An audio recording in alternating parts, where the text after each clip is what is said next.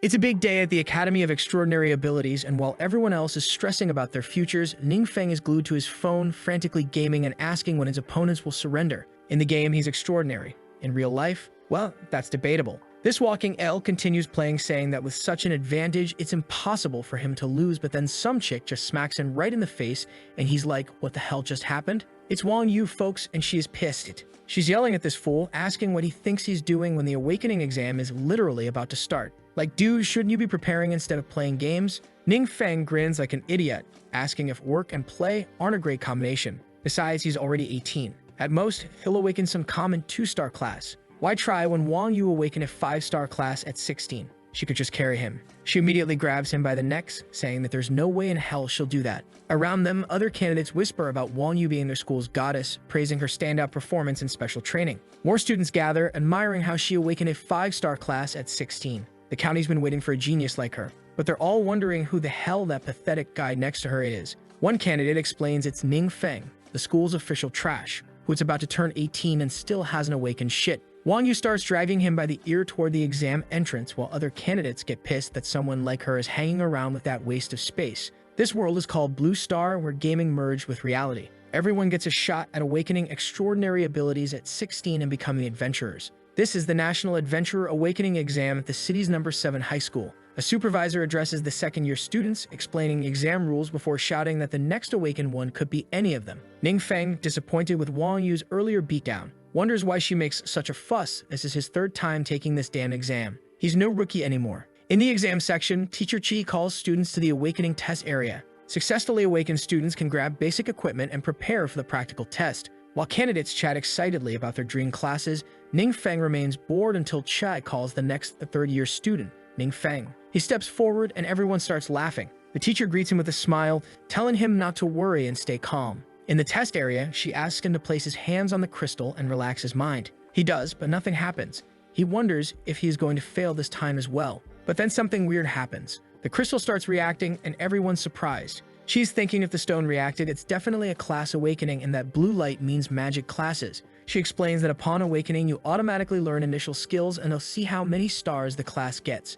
Feng is surprised as the system tells him he awakened 1 star and learned the mud marsh technique. The teacher asks what skill he awakened, but he stays silent. She calls him again and he turns around not knowing what to say. She thinks he got his skill as useless as him. She hands him equipment and tells him to change and go to the next phase. But here's where it gets interesting, folks. Feng starts thinking about the system notifications when he awakens. The system detected he completed awakening and met conditions for system activation. More notifications came saying the system was successfully activated and he acquired passive abilities called Dark Origin and Mysterious Gift. Dark Origin means he doesn't suffer backlash from dark forces when using curses and gets exemption from costs when using prohibitions. A Mysterious Gift lets him unleash forbidden spells once a week without any consumption. But only he can see this stuff. He's wondering why the Dark Force, which is apparently the most malevolent thing in the world, and what's mysterious about the gift having anything to do with him. Then another notification appears saying the Mud Marsh technique had detected something, and the transformation will begin. As he was wondering what this transformation thing even means, it was already over.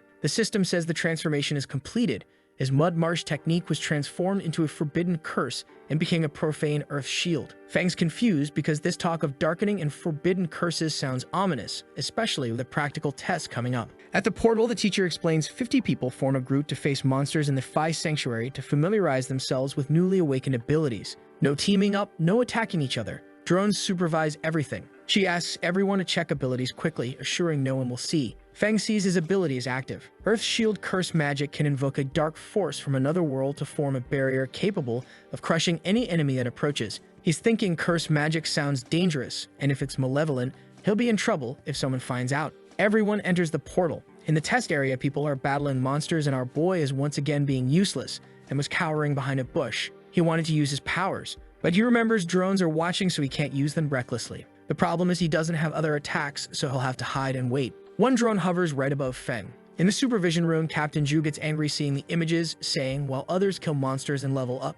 what the hell is that guy doing? She tries to be nice, saying the young man awakened late, his health isn't great, and his abilities are trash, which isn't suitable for individual combat. This makes the captain more irritated. He says that they should have never let trash like him participate in the first place. He's just a 1-star and won't be a true adventurer. But then someone walks over asking him to look at something. Zhu turns around asking what's going on. The guy with glasses is sweating, saying he wasn't sure what happened, but one of the drones got attacked and the transmission cut off. To make it worse, he points to radar, saying a monitoring alert detected a power fluctuation way above average in the sanctuary. Captain Zhu shouts, ordering someone to check what's happening. At the drone crash site, some young guy is trembling, saying, "How can there be such strong monsters in the training field?" In front of him is a huge goblin that looks like Wolverine. This goblin shouts for companions to rise and no longer be enslaved, commanding them to obey his orders. While shouting, a drone approaches, but the goblin notices immediately and attacks, destroying it. Debris falls into the forest and one piece lands right on Feng's head. He's wondering why a drone would fall on his head, but then notices the Vanguard Goblin and other goblins surrounding him. The Vanguard Goblin laughs with a sinister look, saying it seems there was an insect hiding there. He orders an attack without wasting time. Our boy is thinking, why are there so many of these green bastards here? Then he remembered that the drone's gone. That means that he could go all out, and this would be a great chance to test if the forbidden spell is real. He lifts his finger, and as he does, incredible energy emanates from his body, scaring monsters and worrying the goblin leader. Just then, several terrifying creatures rise from the ground. Back in the supervision room, the Four Eyes inform Captain Zhu all transmissions are lost and there's suddenly a dark force leak in the sanctuary. It's suspected a king-level or higher magic beast appeared. Zhao immediately orders reinforcements and civilian evacuation. This horrifies Teacher Che. How could a king-level beast with the power to destroy entire cities appear on exam day? Back at the battle, the goblin leader is terrified by what he's witnessing. As the protagonist is consumed by that ability, strange dark power envelops him, making his creatures tear through goblins. Feng looks at his hands, thinking, so cursed magic works this way. He killed almost all of the goblins instantly, gaining tons of experience points, and now only the big bastard was alive and things weren't looking too good for him. The aura from Feng's spell had left him stunned. He was standing there wondering how a human got his hands on the power of darkness. He tries running but feels movements becoming extremely slow. Too late. The power reaches him and screaming, he begs it not to come near. In the next moment, he was converted into 6,000 experience points. Fun status window pops up, showing he's officially a mage class. Thanks to his little monster beatdown, he jumped from level 1 to level 10. Currently, he's got 0 health, 8 strength, 8 agility, 20 spirit, and 12 resistance. Our boy's happy as hell because he leveled up so easily. In previous years, practical exams people could only level up 1 or 2 levels max. But then reality smacks him in his stupid face. The experience from regular monsters was pretty crappy, and he only leveled up this much because of that giant goblin. Still trying to process his luck, he wonders how the hell an elite monster even showed up in an exam area. Did someone mess up big time? As he thinks about this disaster, different items start falling from the sky. Surprised, he realizes it's treasure dropped by the elite monster, and even better, all that gear is orange quality. Looking at the Vanguard badge, he finds it weird since he's never seen equipment that actually makes you permanently stronger. This orange quality item boosts agility by 10 forever. Another drop, the Shadow Claw of the Slayer, is also orange quality but needs level 20 to use. It gives 13 extra strength, 16 agility, 10% attack speed, 5% critical rate, and 10% combo chance, basically enough power to make him less pathetic. Fun's excited about his loot even though he can't use the claw yet, but hey, he could sell this stuff for serious money. Feeling confident now, he believes he can finally face tougher monsters and start climbing out of his loser status. Just as he's planning his rise from trash tier, supervisors announce all students must immediately quit the test and use teleport scrolls to get out. Looking around more carefully, he notices something that makes his blood freeze. Feng turns in all directions, realizing everything around him looks like a battlefield. Those big holes scattered everywhere. Yeah, that's his dark magic's work, and it's scary as hell. The supervisors make another announcement, and he immediately uses his teleport scroll, thinking it's better to get out before someone figures out what happened. One by one, students return. A supervisor immediately tells them to leave the area and go home. As the participants return, the captain is thinking seriously about what went down. He knows that even if he were to call out every reinforcement possible, they won't be able to take down that king-level beast, and given this situation, the backup might not even arrive in time, but before he could even think about it, something even crazier happens. The dark energy source just vanished. This makes him super suspicious. Did the monster escape? She keeps getting orders through her radio saying this mess has gotten way out of hand and no one should panic everyone else. They must avoid large-scale fear and lock down the school, leaving only one exit for quick escape. Feng walks her over, calling for the teacher. She's sweating like crazy from the stress, asking if he's okay. Not caring about the chaos, he says he's fine. But she yells for him to go home immediately. The school's temporarily closed and he shouldn't come back unless absolutely necessary. Away from school, Feng and Wong Yu are talking. Wong Yu tells him the teacher looked really strange, like they were facing something deadly. Rumors say some unknown energy was found inside the school and the whole place has been locked down. This makes Feng wonder if that unknown energy has anything to do with his elite monster fight. Bummed out, he thinks that just as he finally got something good, the school gets shut down. Wong Yu gets worried about him. thinking the whole thing hit him hard. She tries cheering him up, saying defensive magic can keep him alive but isn't good for training alone. Starting tomorrow, she says he'll join her team. Trying to look tough, he says no thanks, telling her not to worry since he can train by himself. With a dumb expression, he pictures himself looking awesome with his new power. But at the same time, he knows he can't let anyone find out because of his forbidden dark magic. Wong Yu looks at him, thinking, what's gotten into this bastard? She told him that she won't take no for an answer. Tomorrow morning at 8, they'll be waiting at the west gate. With that, she leaves, leaving him talking to himself. Feng thinks that woman acts like she's his boss or something with that bossy attitude. He thinks he should just act sick. Man, look at his face. I'm dying. But he quickly decided against it. He knows if he makes an excuse and she finds out, she'll beat him up. As he thinks about this, an idea comes to mind, but he's not sure if it will work. Feng decides to head to the Yuan Chung trading house. Looking at the huge building, he thinks that some weapons come with built-in abilities. He could buy gear with a Meyer spell and pretend to be a regular mage. Feng enters the store, hoping the system won't turn the equipment's built-in abilities into curses.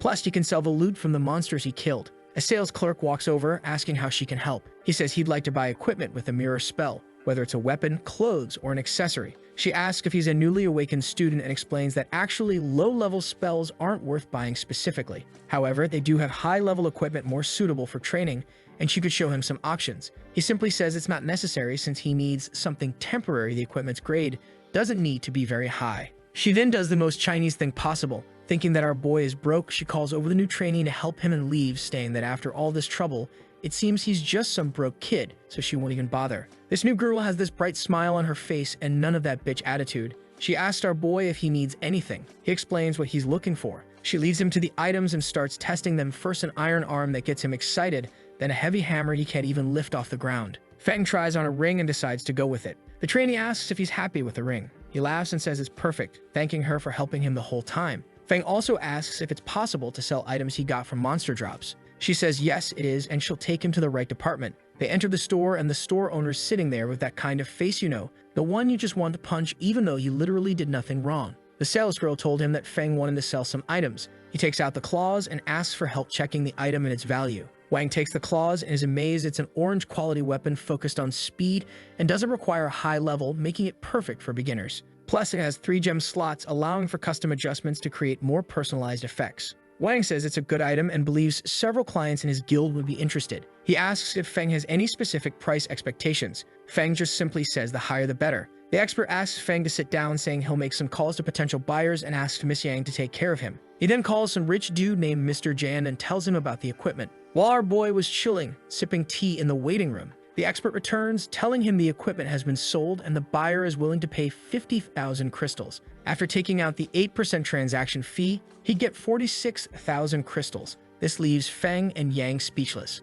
They both stand up, still shocked by the news. Wang says they can finish the paperwork right there, and once everything's set, the crystal transfer will be quick. He asks for it to be done fast and requests to see some more equipment while the final preparations are made. In another section, the staff are talking and some girl asks the girl who dismissed Feng if she doesn't like handsome men and why she ignored him. She says she likes handsome men with money and power, and that guy didn't even deserve to be in the same place as her. Some time passes, and from far away, the staff notice Feng returning. They ask if he was the client she didn't want to help. The one with tied-up hair says she heard the young man sold a piece of equipment for 50,000 crystals. The black-haired one is shocked, saying that amount equals 3 months of her salary. She starts regretting it, wondering why she wasn't the one to help him. Outside, Miss Yang tells Feng that next time he comes, he should just find her directly, and with a smile, she introduces herself, saying her name is Yang Xin. The next day, Feng heads to his meetup with Wong Yu, feeling a bit more confident after discovering the spells on his gear don't trigger the system. When he arrives, Yu's already there along with her whole damn guild. She introduces him around, but the mage and shield warrior are eyeing him hard.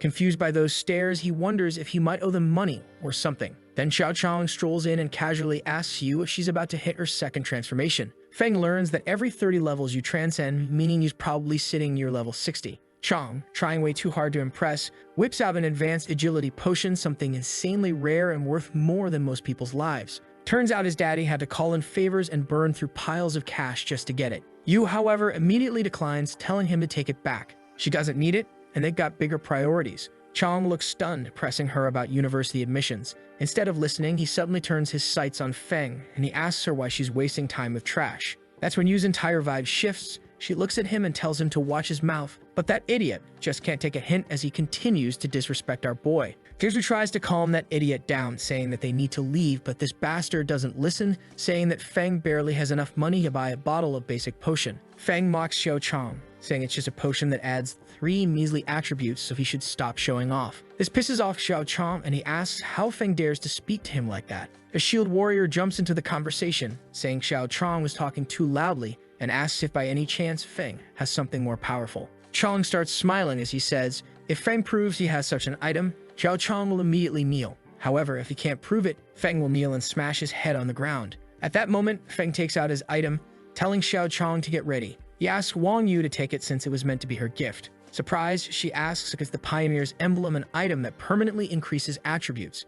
She's never seen anything like it, leaving everyone there amazed and wondering how there could be an item that permanently boosts attributes by more than 10. They think it must be fake. Feng simply says whether it's fake or not, she should try it out and find out. Looking at the item, she hesitates, unsure whether to take it or not. But he reassures her, telling her not to worry because he found the item at his house and it was meant to be hers. He shouts for her to use it quickly, since everyone there is dying to see what happens. She uses the item and says her attributes have indeed increased. Meanwhile, the shield warrior and Xiao Chong can't believe their eyes. This broke kid just pulled out gear worth more than their monthly allowance. Chong suggests Feng probably stole it because there's no way a loser like him could afford something that expensive. Feng says he better keep his promise. Immediately, Xiao Chong refuses, but Wong Yu asks if he isn't a man and if he's going to back down like a coward. He looks around, hoping for someone to help him, but everyone is giving him dirty looks that say, you made the bet, now pay up. He then begins to kneel. Feng tells Wong Yu it's time to leave on the way. She tries to apologize, but Feng interrupts her, asking her to stop because their relationship doesn't need that kind of thing.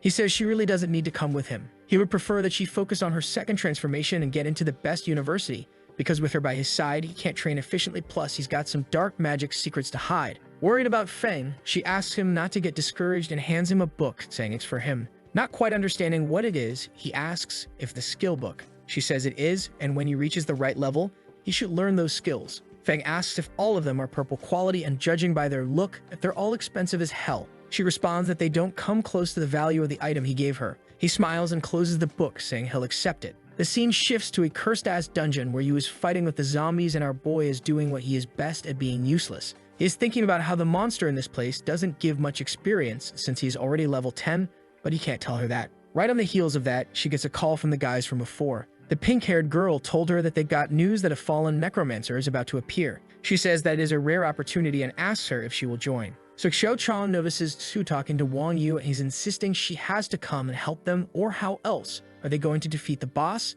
He also adds that the fallen necromancer might drop rare items for mages, which is super important to him. She tries to downplay it so Wong Yu doesn't hear all this nonsense. Wong Yu thinks for a moment and looks at Feng, who tells her to go ahead and assures her everything's fine. After all, they're all in the same dungeon and she can continue training later. She takes a deep breath, says okay, but asks Feng to go to the safe area and wait for her. He smiles and agrees. Quickly, she heads toward her group. And this is the moment this bastard was waiting for. Now that he was alone, he would head inside the dungeon and he was already prepared for it. He learned 2 new skills. In any case, they can all be used once for free, so it's better to have as many curses as possible. The system notifies him that his mysterious passive ability gift will allow him to release forbidden spells once a week without any consumption. Feng begins to stretch, saying with his current level he only has 3 skill slots and the skill books he got can only be used after level 15. At the same time, in another part of this cursed-ass dungeon, another group was fighting the monsters when someone said that they needed to kill everything along the way to get there. He asked them to be careful as the difficulty is high and the monsters inside are very dangerous.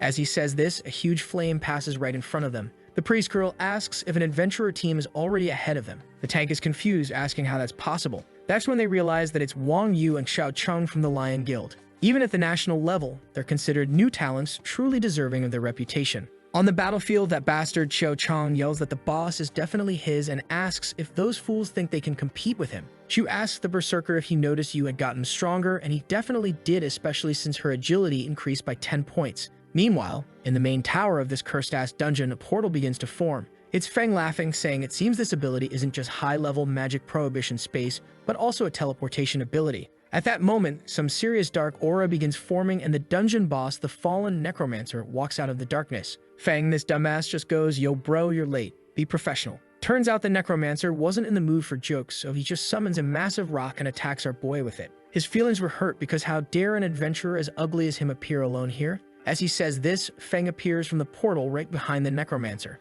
Using the void path, he says he doesn't want to share loot with others. He was standing face to face with that undead bastard as he used his skill Meteor Rain, summoning a bunch of space stones that finished the work for him. Not only did he kill the Necromancer, but he also destroyed the tower itself, killing all the surrounding monsters. Now he was standing there grinning like an idiot while the system kept announcing rewards for his monster genocide. This bastard got 50,000 experience and his levels shot up to 30 in an instant. Feng walks around picking up loot. Shiny gems, jewels, and skill books are scattered everywhere. The skill books aren't only for mages, but are still worth enough money to make him feel rich. The Darkstone items give more magic damage and life drain, which sounds broken enough to scare any healer. He also finds a Necromancer pendant that boosts strength, spirit, and curse resistance while making him immune to poison. The cherry on top is the Necromancer insignia, a consumable that chops off 3 life points but gives 15 spirit forever. Feng shrugs and uses it right away because who cares about life when you can flex more spirit? The system then drops a surprise, saying a hidden item called a Necromancer emblem has been detected. With it, Feng could unlock rare hidden professions like Necromancer, Sorcerer, or even an all-elemental mage. He's over the moon since these classes are usually rare. Bro doesn't even think about what to choose and picks the all-elemental mage, saying that it's what real men would do. Real men, huh? Please, real men go melee. This idiot gets way too excited, and his dark magic slips out, causing a big scene around the dungeon, making things harder for Wong Yu's guild. Sha Chung gets pissed because he wanted the boss kill, but Yu shouts at him to shut up unless he wants everyone roasted alive. Wong Yu quickly messages Feng, telling him to leave, but he's already slipped away to the transformation hall. The place is nearly empty, and when he turns around, a woman greets him, asking if he came for the transformation task. He says yes, and she begins taking his details while secretly judging him for becoming a mage so late at 18. She points him to the mage sector and tells him to call if he needs anything. He thanks her politely while she walks back to her desk, only to find Captain Zhou waiting with a face that screams bad news. Zhou explains that the sinister cemetery has been wrecked and the energy level might be worse than a king threat. The woman raises her brow, asking if this is the second king threat in 2 days. Zhou nods and says he was sent by the higher-ups to request the solitary shadow to take action. In the transformation room, the system drops 2 options on Feng. The first is the Necromancer's first transformation mission: obtain the mission item Blood King's Rope by entering a phantasmal realm labyrinth of illusions. Deadline, 3 days, difficulty, Class A. The second option is God of Universal Magic's first transformation mission prerequisite: obtain the sacred emblem by entering the phantasmal realm Temple of the Resplendent Sun. Saying 3-day deadline, but the difficulty cranks up to Class S. Feng asks why there are 2 options and notices that the all-elemental mage is just a preliminary mission. Even so, he decides to accept it. After choosing his mission, he decides to leave. As he was heading down, he sees that he even got an S-rank mission. Well, it's something you would expect from a hidden class. Feng says goodbye to the girl but finds that she wasn't the same woman who attended to him earlier. Meanwhile, back in the Curse-Ass dungeon, someone's analyzing all that dark energy. He says it's the first time he's seen someone from the solitary shadow and comments on how their uniform is different from what he knows. Captain Zhou asks him to keep quiet because the existence of that organization is secret. He begins explaining that the members of the solitary shadow have a hidden class that allows them to use dark-powered darkness that makes them perfect for special missions. This person is Jing, the same one who led Feng to choose the transformation mission. But she starts feeling something strange, saying the dark power is overwhelming. Even though it's dissipated significantly, it still affects her. Jane explains to the two that they didn't find any clues. In fact, it seems the person responsible vanished after causing damage, making it impossible to deduce their objectives. Concerned about the situation, Captain Zhou says there have been frequent reports of anomalies in some secret areas recently, which could signal some crisis brewing. He asks if there could be any connection with this issue. She responds that it's hard to say, but she'd consult the superiors and request reinforcements. Zhou asks if the county is concerned, considering they were going to send the famous Lone Hurricane from the Lone Shadow. The guy with glasses approaches and asks if she can confirm whether the cause of the damage is a monster, and if there's a possibility it could be. Jing interrupts him, wanting to know if he's suggesting the cause could be someone like her, a mutant. Four Eyes' tone shifts immediately, and he apologizes, saying that wasn't what he meant. She explains that the threat levels there have already surpassed king level. Trying to control such massive dark power is something the human body simply couldn't withstand. He then asks if it's possible that an abnormally powerful monster hiding in the city could bring a catastrophe like this anytime, and this lady doesn't sugarcoat it. She just nods and says it's possible, and that's why they have to find that bastard as soon as possible. Meanwhile, the idiot in question is chilling in the room looking outside. He says the darkness is strangely comforting. Now that he's reached level 30 and gained 4 more skill slots, he could finally use the 2 books Wong Yu gave him. A system message pops up notifying him that the possible fusion detection of the arcane shield with the Foul Earth shell was automatically executed. He got a new passive skill called Foul Earth Defense The system informs him that his new passive skill will automatically activate when attacked, absorbing 100% of damage. The system goes off again, this time fusing Foul Earth Shell with Meteor Rain, and as a result, he hits another passive skill, Elemental Earth Mastery, which makes all of his Earth spells hit 20% harder. Looking at his skills, he sees 4 empty slots, so he decides to buy more books at the Yuan Chung Trade Market. When morning comes, he heads out. Inside the market, he runs into that receptionist from before. She greets him with a fake smile and says Miss Yang Xin is busy, so she will help him instead. Feng says no thanks, he will look around on his own. She flips out and calls him less of a man for rejecting her charm. She runs after him, insisting she can still help, when suddenly Xin shows up sweaty and out of breath. She explains she was only eating lunch when her coworker told her he was there. Feng apologizes and promises her a dinner later to make up for it. Later in Wong's office, Feng places 2 books on the desk and says he wants to buy mage skills. Wong agrees and tells Xin to guide him. Wong finds Feng more and more interesting since last time he took an orange weapon and now he is buying purple skill books.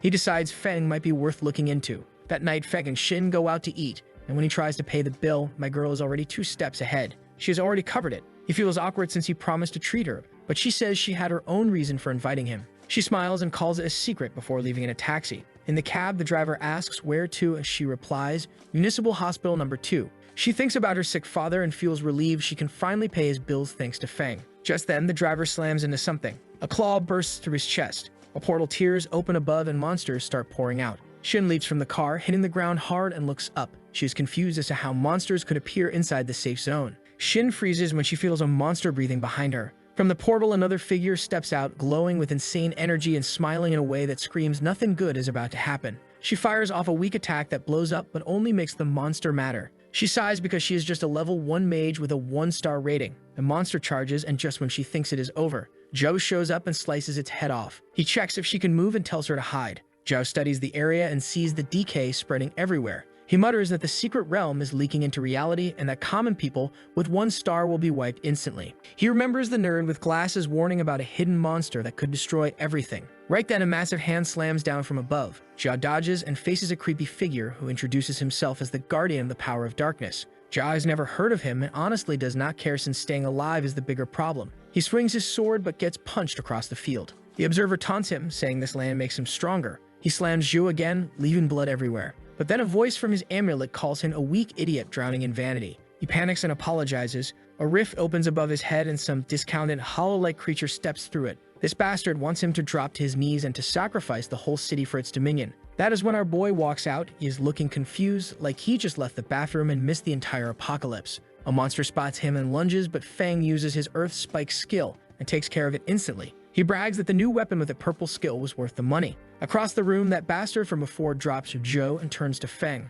calling him the last bug he needs to take care of. He attacks but is stunned when Feng blocks him with strange dark energy. The entity above grows curious, fascinated by the terrifying aura pouring from Feng. He says that the aura our boy was giving off was stronger than death itself. Feng narrows his eyes and blasts the shell off that bastard's arm. He begs for his leader to help him but gets ghosted instead. He tells him to deal with his problems himself. Then it drifts back into the portal, dragging its monsters along until the rift finally shuts. So now he is lying on the ground saying his power is fading fast. Feng sees him and that evil grin pops up on his face. He figures out the guy is one of those Shadow class mutants. They start strong, but once the Shadow shield is gone, they lose their minds fast. Feng is not in the mood for babysitting, so he uses Earth Spike and finishes him off. He mutters that Shadow freaks are annoying. Now he has to scoop up all that shiny loot before someone else shows up and claims it. Meanwhile, across town, Jing and her assistant are doing the post-apocalypse cleanup tour. Assistants are like, hey, good news, the monsters bounce, and the reality distortions disappeared. But Jing's got that detective brain working overtime. She is wondering why these distortions keep popping up randomly. What's the enemy's endgame here? Turns out most of the city's fine except for the south side, where Captain Zhao's squad got absolutely wrecked. Jing decides to go check it out. At the crime scene, we meet Duan, this mysterious dude who's examining Guardian's dead body. Guy's thinking, damn, this corpse is cleaned out. Someone already looted everything. Then Jing shows up yelling, freeze. Who are you? Duan is like, calm down, woman, and flashes his ID. It turns out he's from Cloud Realm, some unofficial fighter organization. Jing's like, wait, aren't you guys the secret ninja types? Why are you here in broad daylight? Duan points at the corpse and says that that guy used to be one of their members, but he betrayed them, helped monsters invade through reality distortions, and got almost everyone killed. Jing asks if killing him stopped the invasion, but Duan's like, nope, and we don't even know who did it. He explains this entity is basically the master of hide and seek, always escaping when he tries to hunt it down. The fact that someone took down his ex-partner when he and Captain Zhao, who's apparently level 90 plus in power scaling, got completely destroyed has them both wondering if there's some secret power player hiding in their city. Back at Feng's place, our boy is looking at the loot he got from that bastard. He scored 2 pieces of orange armor, the Eternal Radiance chest and pants, both requiring level 120. Feng's thinking, weird the Guardian wasn't using these, probably wasn't high enough level. If he were, I would have needed to use forbidden techniques to win. But here's where it gets creepy. There's this mysterious pendant with no quality rating and all unknown stats. Feng's playing with it, wondering if some ancient god is chilling inside. Little does he know, something is watching him through it. Cut to the distortion entity having a full panic attack somewhere else, screaming about how it barely escaped and closed the distortion in time. This thing is watching Feng through the pendant, having flashbacks, terrified that somehow our boy can sense it. The entity literally cuts all connections and starts squeezing bullets, wondering how Feng detected it. The next day at the hospital, Captain Zhao is telling Jing about this mysterious young fighter who saved everyone. Apparently, as soon as the enemy saw this guy, immediately noped out through a distortion portal. Jing's thinking this mystery person might be as strong as her, which has everyone confused about why he couldn't catch the entity. Then Glasses Guy drops his theory, saying, what if the mystery fighter is also a mutant? Because there were traces of darkness power at the battle scene. Zhao immediately shoots it down, saying, that's impossible, you're overthinking. But Jing's sitting there thinking, what if he is? Meanwhile, somewhere else, our boy walks up and tells the guards that he wants to do the job change quest. So Feng walks into what's supposed to be the Temple of Radiance. He's looking around, thinking, am I even in the right place? Meanwhile, hiding in the shadows, we've got Duan watching him. Earlier at the trade market, Duan showed up asking about 4-star fighter armor sets. Wong thinks to himself, what a coincidence. We just got a call from someone selling a 4-star chest and pants set. Duan goes serious, asking where this person is. Wong explains the seller went to a neighboring city, and you can see the gears turning in Duan's head. This matches exactly what he's been hunting for. Probably his master's legacy gear. He offers to pay for info on where this guy is, which has Wong sweating, thinking these two are definitely working together. By the time Wong comes back with details, Duan's already left. Wong starts panicking and tells the receptionist about Feng's background, poor orphan kid, dead parents, common 1-star class, basically a nobody. She's like, wait, I thought he was impressive, but he's just some regular guy. Wong's having theories now. How does a broke 1-star kid get 4-star gear? Even though he's friends with the Wong group's daughter, they didn't help him much. The receptionist starts imagining Duan beating up Feng, since a 4-star fighter could wreck anyone even in their whole province. Back to the present, Duan's still watching Feng, thinking how did this kid repel a distortion invasion when even masters got destroyed? He's convinced either Feng has the master's gear or someone powerful is backing him. Feng finally reaches the temple and Duan's watching him change clothes, hoping to figure out his power level by his equipment. But our boy just puts on normal student clothes. Duan's like, is this a disguise, something he uses to blend in with the crowd? So Duan uses some mental tracking ability, basically puts a tracker on Feng without him knowing. Inside the temple, a monster tries to attack Feng and shoots an energy blast at him, and our boy just casually blocks it without taking his hands out of his pockets. Duan's watching like, what was that? Does this guy have some kind of automatic defense? Then it gets weirder, monsters start avoiding Feng. Duan's confused. Is this guy even normal? Feng stops in front of a huge statue, who was supposed to be the boss of this dungeon. But sensing his aura, the dude didn't even move. In his mind, he is thinking, I'm a statue. Walk past me. I'm a statue. Walk past me. Even Duan's confused why the statue isn't moving. Feng's like, this probably isn't the mission guide, and walks away. Then the real boss shows up, a 6-winged angel flying in who takes one look at Feng and immediately flies away. Just straight up leaves like, I'm not dealing with this. Feng's standing there confused while Duan's mind is blown. Was that the hidden boss? How did he know? The system explains this is an S-level first-class change mission, defeat the 6-winged angel hidden boss. Feng reads it and goes, who can handle S-level during their first-class change. Meanwhile, the boss is flying away, panicking. He is thinking, this is my own domain and I still have to run. Just then, the sky goes crazy with lightning and thunder. Feng decided he is not interested in playing cat and mouse with the angel, so he raises his hand, summons a giant eye in the sky, and calls down a massive lightning storm. The lightning destroys the 6-winged angel instantly. Feng's lightning attack was so ridiculously powerful that it didn't just kill the boss, it straight up demolished half the temple too. Duan's standing there with his jaw on the floor, thinking, I've never seen destructive magic like this before. This guy's definitely stronger than my master was. He's wondering if Feng might be one of the 8 legendary warriors. Meanwhile, our boy isn't happy about the fact that he can't level up until he completes his first transformation, so he's basically wasting experience points. At least he got the Sacred Emblem, which is a legendary item that permanently boosts spirit attributes and recovery effects by 100%. Feng pulls out his teleport scroll and is about to head back when Duan comes running over like, wait.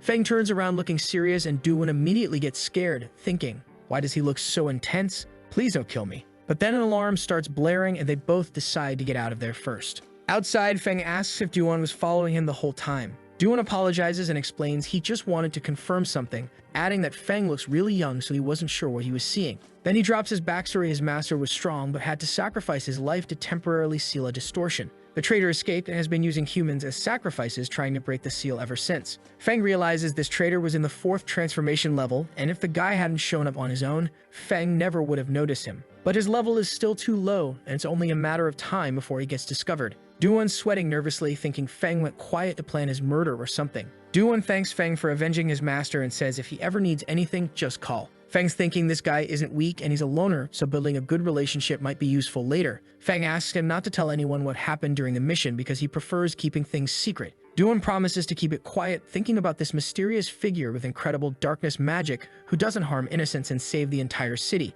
Someone that's strong and discreet deserves his respect. Then Feng's phone rings. It's Professor Chi asking where he is. He says he's out of town but coming back. She says she has some things to ask him when he returns. Feng's confused why she called so suddenly. Cut to Jing and Chi talking. Chi explains that a student who awakened a few days ago suddenly reached first transformation, and if she hadn't been investigating, it might have gone unnoticed. She trusts Feng as a good person, but Jing says some things need clarification. Then we get this intense meeting scene where Jing asks if the destruction spells in the city were caused by mutants. An old guy points out that she herself is a mutant, so why is she asking? He explains mutants use the power of darkness but pay a price. The stronger they are, the bigger the cost. They can lose their lives, sanity, or transform into monsters. A king-level mutant would be impossible. Some spiky-haired guy mocks her, saying she's losing her mind, and if there really was a king-level mutant, he cut off his own head and let her use it as a soccer ball. The old man says they're sending an investigation team to the city but won't approve reinforcements from Solitary Shadow. Jing gets mad, asking if they don't trust her. Right then, her assistant bursts in with urgent news. The Temple of Radiance in Long Bu was hit by destruction spells and there were injuries.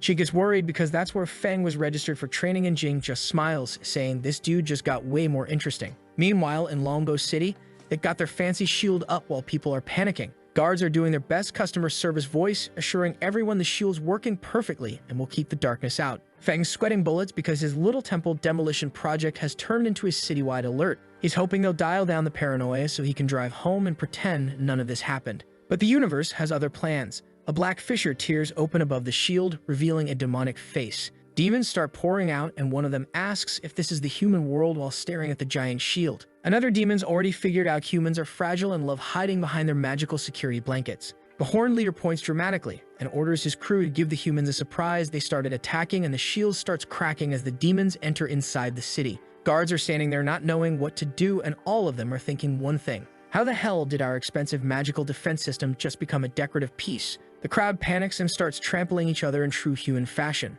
Duan's immediately ready for action, telling Feng this looks like another high-level kingdom invasion. Feng asks him if it's like last night's Su Cheng shitshow. When Feng asks what they should do, Duan's thinking this guy could probably handle everything solo, so why's he asking? Must be a test. Duan tells Feng to chill while he handles business. Feng's thinking with all these civilians around, maybe sitting this one out isn't the worst idea. The Horn demon lands with his villain laugh, and soldiers try their best, but their arrows bounce off, and when one brave warrior jumps on his back, he hits him so hard that the poor dude must have landed directly in the next week. Now the demon starts trash-talking about how disappointing humans are while approaching a terrified little girl, ready to add child murder to his resume. But Duan blocks the attack, giving the kid time to escape, and the demon a serious case of confusion mixed with rage. The demon got angry that someone was messing with his killing spree, but Duan just smiled wickedly and told Feng not to worry. Duan then beat up the demon so badly that people watching were amazed and figured he must be from some super rare 5-star hidden class. After the demon exploded behind him,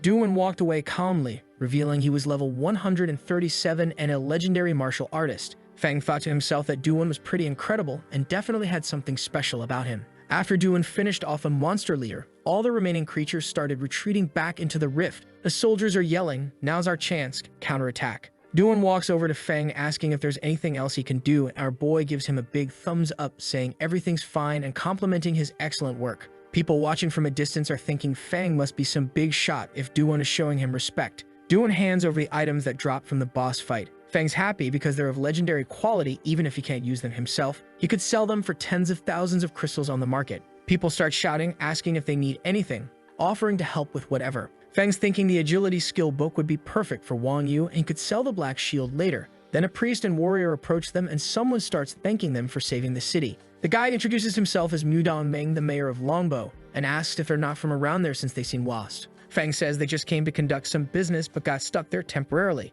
The mayor starts sweating under Feng's intense stare and immediately goes into damage control mode, bowing and apologizing like he personally summoned the demons.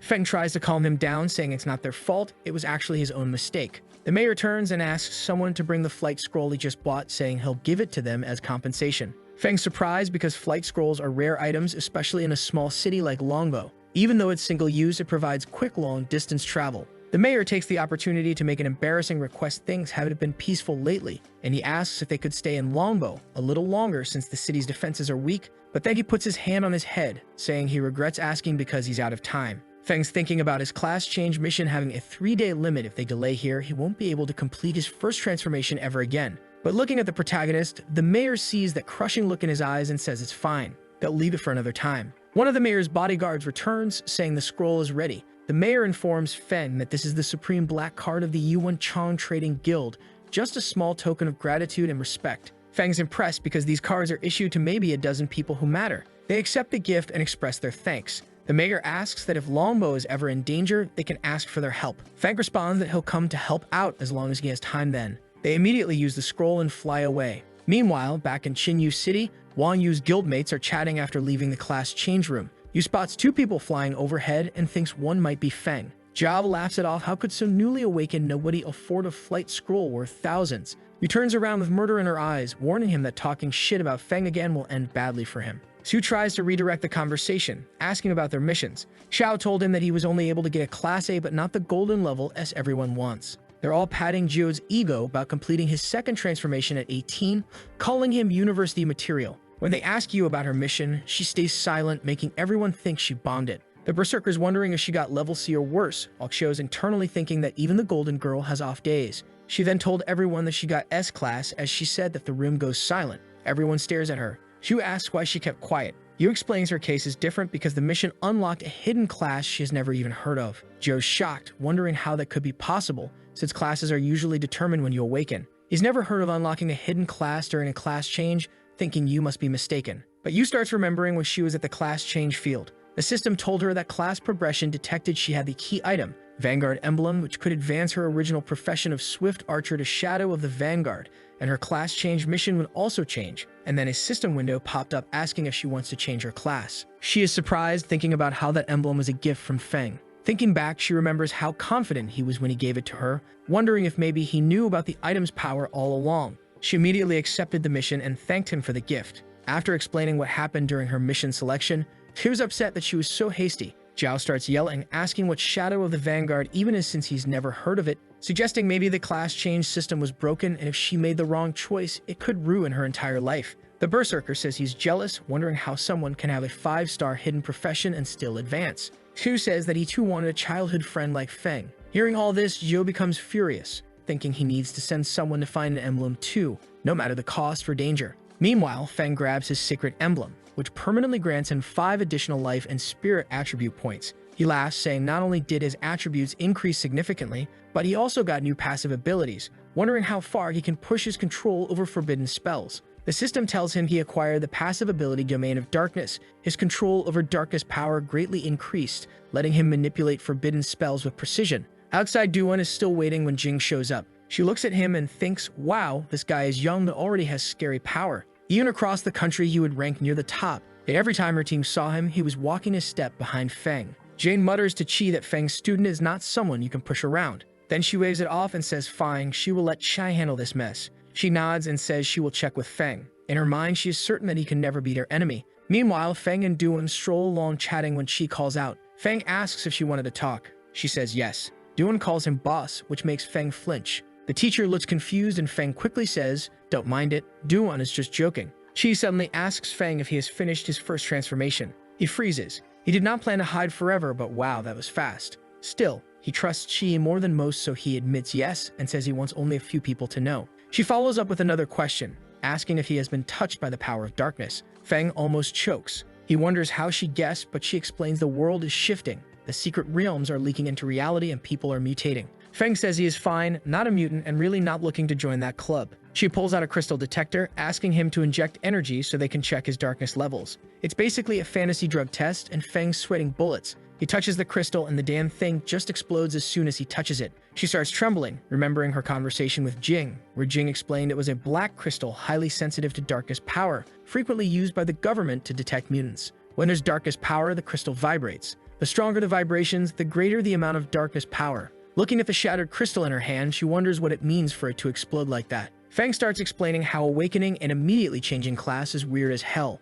but he's pulling the "You've Known Me Forever" card, asking Chai to at least believe he's not completely insane. She's sitting there thinking about how this kid lost his parents young, awakened later than everyone else, and somehow still maintains his optimistic attitude. She explains that personally, she trusts him, but protocol-wise, she's got to report to her superiors. Feng gets it, but he's also thinking that even though she says she trusts him, he has no clue how the authorities will react to his situation. His best bet here is to get the hell out of Chinyu City. Chi whips out some glowing item, making Feng ask what it was. She explains it's a congratulatory gift for successfully completing his first class change. Feng accepts it gratefully, thanking her for all the years she took care of him. But Feng's got his own present. He pulls out the Sacred Wings of legendary quality, basically a godlike item with plus 20 spirit points, 50% better healing, and 100% darkness resistance. The no-chant effect alone could save lives in critical moments. Chi's jaw drops because this thing is incredibly valuable, but Feng insists it's just random loot from his class change mission, telling her to accept it without being shy.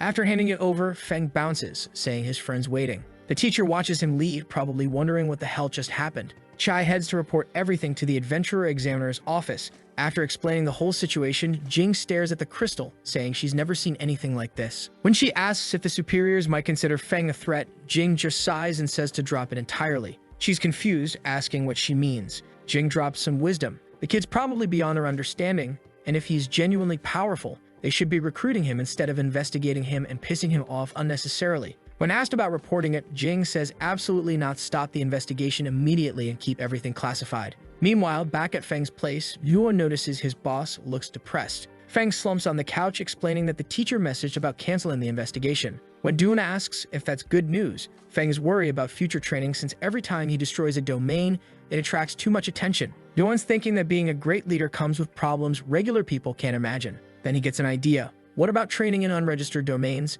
Feng perks up immediately. Duan explains that with all the world changes, new domains are appearing everywhere, some unmanaged due to lack of resources, others occupied by evil forces. Feng gets excited, asking if Duan has intel on these domains. Duan confirms he's got information on two and can find more if needed. So now our boy is thinking of acting like an ordinary person, which beats playing student, eyeing his supreme black card and planning to sell his loot. Later that night, Duan quickly returns to the hotel, thinking he spent too much time at Feng's house and didn't have time to look for another place to sleep, so he decides to stay another night there. Upon entering, he's greeted by a man in a suit who introduces himself as Jiang Ji, the mayor of Chinyu City. The mayor thanks him for helping during the domain invasion and asks if Duan is interested in living in Chinyu City permanently. Duan responds yes, saying he'd been thinking about it lately. The mayor didn't waste a second. He handed him a special adventurer certificate with high privileges. He makes it clear that if Duan ever needs anything in the future, just let them know and they'll do their best to help. In his mind, he is thinking how lucky he is because he knows that other cities tried to recruit Duan before but were all rejected. Chinyu City is small, so he hopes Duan won't look down on it. Duan accepts the certificate, thinking Feng might find it useful later. The satisfied mayor imagines having a 4-transformation powerhouse makes the city much safer. Trying to gain favor, he asks if Duan is looking for a place to stay. If he is, he'll arrange one immediately. Meanwhile, our boy is crushing his game late at night when he checks the class group chat that's still blowing up. His classmates are stressing about awakening at 16 and needing advancement levels for university entrance exams. Meanwhile, our boy's already surpassed them all. They start mentioning his name, saying he's just playing around, probably some Miss Wang simp stalking his socials. Teacher Chi swoops in, telling everyone to mind their own business. But then people start talking about secret realm invasions and everyone's getting paranoid. Feng remembers what Teacher Chi and Duan said about world changes, plus that time he fought invasion monsters and some escaped. In the distortion world, a boss randomly sneezes. He has this weird feeling. The next day at Chung Trading Exchange, Shin's back at work after getting wrecked by distortion monsters. Her colleagues are like, "Why are you here? You're still beat up," but Shin acts tough. Then the colleague starts gossiping that Feng's a reckless thief who messed with this big shot, and Shin starts defending him. The other girl told her that Mr. Wang investigated Feng's background and found out he's just an 18-year-old nobody with a one-star job whose parents died early. Basically broke as hell with no way to get high-class items. So if he's not a thief, what else could he be? That's when Feng shows up and creates a stone spike in front of the gossiping creature, making her fall on her ass. He apologizes but says she was too insolent and almost made him lose control. She freaks out, yelling for guards because magic inside the trading exchange is apparently illegal. Shin tries getting him to leave since the exchange has massive influence and regular people can't afford to piss them off. But Feng's not worried. Guards show up with Chief Wang, asking how this nobody dared show his face. Wang says they're investigating if he's a thief and orders guards to grab him since he has no right to ask questions. That's when Feng whips out this Black Supreme card, asking if this is how they treat clients. Everyone freezes, stunned as hell, wondering how this Feng, a nobody, got it. Wang assumes it's fake because there's no way this broke kid could get his hands on something so rare. Our boy just puts the card away and tells them to investigate it since they're so good at that. Wang calls to verify while a crowd gathers outside. So he calls the mayor and Dalming asks if someone was investigating the card he gave Feng. Wang starts sweating bullets trying to explain it's a misunderstanding because the mayor's father is one of the trading exchange founders. Dalming starts yelling, asking what misunderstanding, saying Feng is someone important. He asks if Wang offended Feng and Wang is scrambling, saying he didn't and will resolve everything. The mayor gets furious, slamming tables, suspecting Wang did offend Feng and says he's coming over immediately. Wang finishes the call crying, wondering how the hell Feng met Dalming and what their relationship is. But then he gets an idea about calling Duan since they found the fighter set, thinking if Duan comes for a confrontation, even Dalming will have to respect him. So Feng's chilling in the waiting room with Shin when suddenly the mayor and Duan come running in. Shin's shocked because apparently these big shots know our boy. Both of them are pissed and staring down at that gossipy creature. Now that bitch is terrified and asking why they're looking at her like that. She turns around and sees Wang looking completely defeated and asks what happened, but he can only say, it's all over. Dalming asks Feng if he wants them to apologize, but our boy says it's unnecessary since they wouldn't mean it anyway and can't redeem themselves. The mayor points at Wang and his colleague, telling them to get lost immediately. Wang slaps the woman, saying this is all her fault, which makes Dalming even more pissed and has guards remove them. They head to a VIP room where Shin serves tea. The mayor is watching her, thinking Feng has good taste, and feeling relieved they didn't completely ruin the trading exchange's reputation. Shin's amazed that Feng's just casually chatting with these important people like it's nothing. Dalming tells Shin she was wrong and to work hard because the trading exchange will compensate her. She's embarrassed but grateful. Feng apologizes to the mayor for making him come from far away, but Dalming says Feng's problems are his problems too. Without him, Longbow City could have been left defenseless. Then Dalming asks if Feng needs something since he noticed him looking at rare items. Feng laughs and asks if he's heard of something called the Relic of the End. Both Dalming and Duan are surprised and intrigued. Feng acts like it's nothing, saying he saw someone mention it online and thought it might be interesting. We get a flashback to Feng using that skill book he got from his teacher. It is used by mages to temporarily replenish mana in combat. He learns it and gets a system notification about a passive skill called Darkness Convergence that absorbs residual dark energy from the Relic of the End and transforms it into his own energy. But our boy has never heard of this Relic of the End before and the system doesn't explain what it is. He's tired and sleepy, so decides to deal with it later. Back to the present, Dalming says it was a rushed departure last time and invites them to Longbow City, covering all expenses. He grabs a flying scroll and takes off while they watch him fly away. Duan invites Feng to eat at his place. Feng's shocked by the house size, asking if the mayor really pays for it. Duan explains anyone above the 4th transformation level gets special treatment in Qingyu City and asks if Feng wants to move there. Our boy says he'll make money and buy his own house, so they'll be neighbors soon. Duan offers to lend money, but Feng refuses,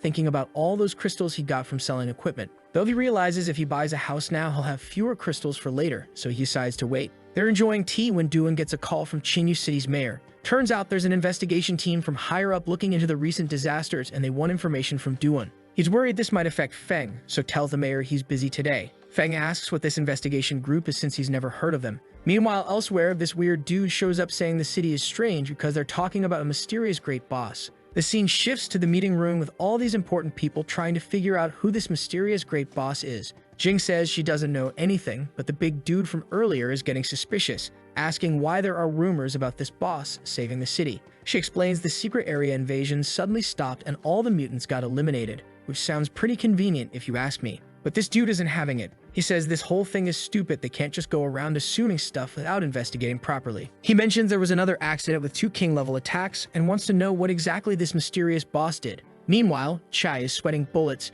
she is thinking about how Jing used her power to modify all information related to Feng to protect him. So now all the blame is falling on her. Mayor Jang bursts in saying he called Duan, but the guy's too busy to attend the meeting. That bastard loses his mind, slamming his hands on the table. He says that he hates these out-of-control adventurers who act like they own the world just because they don't have a guild keeping them in check. After the meeting, he heads to the secret area. The guards let him through no problem, saying they feel safer with him there. Poor guys have no idea they just let a psycho into a restricted zone. Once inside, he's checking out all the dark energy traces, impressed by the level of destruction and wondering what kind of force could completely wreck a secret area like this. He's getting all excited about the pure and powerful residual dark energy, saying even a mysterious great boss would be like an ant before an elephant compared to this power. Then this maniac raises his hand and summons a sinister demon right in front of him like he's controlling it. He starts laughing, saying it's king level and filled with powerful energy and he wants all for himself. Yeah, this guy's definitely the villain, folks. Meanwhile, Feng's at Duan's place, still playing his game and complaining to the system, when suddenly an alert pops up saying the Relic of the End has been found. He's surprised and realizes something's forming a connection with him through some kind of aura. If he focuses, he can actually locate its position. Feng grabs his shirt and tells Duan he's going out for a while, asking him to finish his game. He hails a taxi and checks GPS, figuring the energy's coming from near the cemetery. He realizes through their connection that whatever is moving around. At the cemetery entrance, guards spot the demon emerging from the portal and radio their superiors about an unknown monster. They're trembling, asking what the hell that thing is. Folks, that idiot just went ahead and fused himself with the monster. They're calling for help because they can't even move. Due to the monster alert, they set up blockades to prevent accidents. Guards tell everyone to stop because of danger ahead. The taxi driver tells Feng they can't pass the blockade, so our boy just pays and gets out, saying it's fine. He notices the thing moved away temporarily, probably because it sensed him coming. Then Jing shows up with Professor Chi and another person charging toward the monster, but they stop horrified, asking what the hell is happening. So after the battle at the sinister cemetery, Jing's lying there all beat up in Chi's arms while she's trying to heal her. She can barely speak because of her injuries. Professor Chi's thinking the equipment Feng gave her helped reduce cooldown time for support spells, but the situation's still critical since even someone as strong as Jing couldn't stop this creature. Jing was trembling, asking where the creature went. Chai explains it's headed toward the city center, but Mayor Jang already called Duan for help, though who knows how long that'll take. Jing realizes Duan's about as strong as her, so alone he won't be a match for this thing. The creature's tearing up the city when Feng arrives looking pissed. He notices the final relic has grown much larger and the demonic creature staring at him like a wild beast. Feng's wondering if he needs other forbidden spells to take it down, but the creature doesn't wait and jumps at his head with everything it's got. Our boy stays perfectly still until the last second, then uses his dark shield to block the attack. The creature is confused, wondering how this is even possible and where Feng got such incredible power. That's when the system pops up asking if he wants to absorb the final relic. Feng doesn't hesitate, he needs close physical contact, so he releases terrible power toward the creature and absorbs it while it screams. Through absorption, he gets memory fragments and gains 100 total attributes. Feng's pleased because even 3-star classes don't get this many skill points from leveling from 0 to 3rd transformation. But he's concerned because he absorbed something extra and is seeing weird images in his head. Duan shows up asking what happened. Feng casually gestures at the monster, saying it appeared out of nowhere so he killed it immediately. Duan sees Banji knocked out on the ground, figuring Feng handled him too. He's confused by the chaotic scene, thinking these might be evil sect members and can't explain the weird energy around them since it doesn't look like spell damage. Feng pats Duan's shoulder, asking him to handle the aftermath since he arrived just in time. Then he flies off at full speed, leaving Duan amazed at his speed, wondering if he's really a mage since that speed surpasses many combat classes. Later at Chinyu prison, Banji is locked up after confessing he tried controlling the creature. Jing explains he discovered it in his secret dimension and managed to control dark power for himself. He injected dark power into the secret dimension during his investigation, but the creature went out of control. The mayor is pleased, saying it's great they have this mysterious great boss maintaining city security. Jing and Professor Chi smile because her student is doing excellent work. The mayor asks Duan if he's met this great boss. Duan says yeah, he was lucky enough to encounter him once, surprising the two beauties. Mayor Jang asks Duan for a favor. If the mysterious great boss is willing to settle permanently in Chinyu City, they'll meet all his needs. Duan explains the great boss is discreet and rarely shows up, so better forget that idea. So Duan's thinking about how he managed to shift everything onto this mysterious great boss who doesn't even exist. Without evidence, they can't investigate anything. The mayor's bummed, saying it's a pity because strong people like the great boss get admired by everyone. Duan tells them the mysterious great boss has relatives in Chinyu, so he'll take special care of the place, but in return, doesn't want to be disturbed. Jing's intrigued but gets it in the end. Professor Chi's wondering if maybe the great boss is related to Feng somehow. Back at Feng's place, he's taking a bath, thinking about how the final relic is actually remains from demon kings who died in secret dimensions. Those weird images he saw earlier are memory fragments from when the demon kings were alive that got absorbed with the relic. He's not interested in becoming a demon king himself, so wondering what these fragments are even for. But then he realizes they might actually be useful. Under all this dark power accumulation, secret dimensions go through strengthening periods. If the invaded time and space can't handle it, the world faces chaos. In their current reality, the Awakened training path isn't complete, with only a few reaching the 4th level, and Awakened professions haven't reached ideal forms yet. The info from the Demon King's memories doesn't look good. If things keep going this way, humanity's screwed. Even if he protects himself, he can't live in a world full of monsters. But luckily, they're not the only ones dealing with secret dimension invasions. Some other realities manage to fight them off successfully. If he can collect more fragments and pick out useful experiences, it'll be super effective. Though these experiences are beyond current knowledge, improper handling could cause unpredictable consequences. His phone rings and it's Yua asking him to dinner that evening because they're celebrating. She completed her S-class mission and finished transitioning to the Vanguard Shadow class. Feng accepts immediately, saying how could he refuse her invitation, which makes her happy. She sends him the location immediately. After sending it, Yua and Zhao leave the transformation area, where guild friends are waiting with confetti, congratulating them for reaching the 2nd level. People are amazed they reached the 2nd level so young. Zhao invites Yua to dinner at the best restaurant, but she says she already has plans, asking them to go without her. She announces she'll host an event tomorrow and wants everyone there. Zhao asks if they shouldn't rest after working so hard, but Yua says it's important and can't be postponed. She leaves while everyone watches. Zhao gets irritated, saying they barely reached the 2nd level and are already having disagreements. Shu tries calming him down, saying that's just how Yua is, she must have something important. Zhao asks if everyone's tired of chasing after her, which surprises them. Zhao explains that now she's completed the S-class transition and awakened a new hidden class, the gap between her and everyone else will only grow. Shu's shocked. As they watch Yua walk away, Zhao says he fears one day she'll completely leave the guild. The nightfall hits and Feng's at the restaurant with Yua for their celebration dinner. He's going crazy over the roasted lamb, saying the place isn't expensive, but all the food's delicious, and telling her to try it. He's saying being there was only possible because he followed her. Yua thanks him for giving her the emblem because it helped her a lot. While he's devouring his lamb, he gets curious and asks if the emblem activated a new hidden class. He's thinking about those Demon King memories and how the Awakened and their professions in that reality hadn't reached ideal form yet. He's wondering if emblems are one way to achieve that state. Yua asks if he knows where those emblems came from. Feng laughs, saying he's not really sure. She gets frustrated hearing that, saying it would be great if they could buy them since she'd give one to him and other team members. He's happy thinking his friend's still the same whenever something good happens. She considers his interests too. Yua tells him not to worry. She'll handle the emblem issue and asks him not to give up training since having extra self-defense skills is useful in dangerous times. She says once she finds an appropriate emblem for him, he might activate a new class too. Feng starts teasing her, saying it's hard to train alone and having her as a friend to protect him is enough. She gets shocked, telling him to stop joking since she's talking serious business. Then she suddenly feels uncomfortable pain. Feng gets concerned, asking what happened. She puts her hand on her arm, saying not to worry, she got slightly injured completing a mission. He offers to heal her, but she says she's already been healed. It was an S-class mission where the boss dealt tons of damage and she needs time to recover. Feng's wondering how difficult S-class professions are when his phone rings. Someone asks if he's named Feng, but he doesn't answer, just asks what they want and who they are. The caller has an aggressive tone, saying he doesn't need to know who he is, just answer where he got the emblem. Feng gets fed up and hangs up on the guy. Yua notices he's stressed and asks what happened. He says the caller asked where the emblem came from. She's startled, saying she didn't tell anyone outside about the emblem. Feng just picks up his lamb, telling her to let it go and eat in peace. But the guy still hasn't hung up. Feng picks up again, hearing the guy shouting, asking how he dared leave him talking to himself and saying he'll pay for what he did. Feng listens for the nonsense, then gets serious, thinking Yu is nearby so better not to draw attention and hangs up immediately. After eating and chatting, they leave the restaurant happy. Feng's holding his stomach, saying he's too full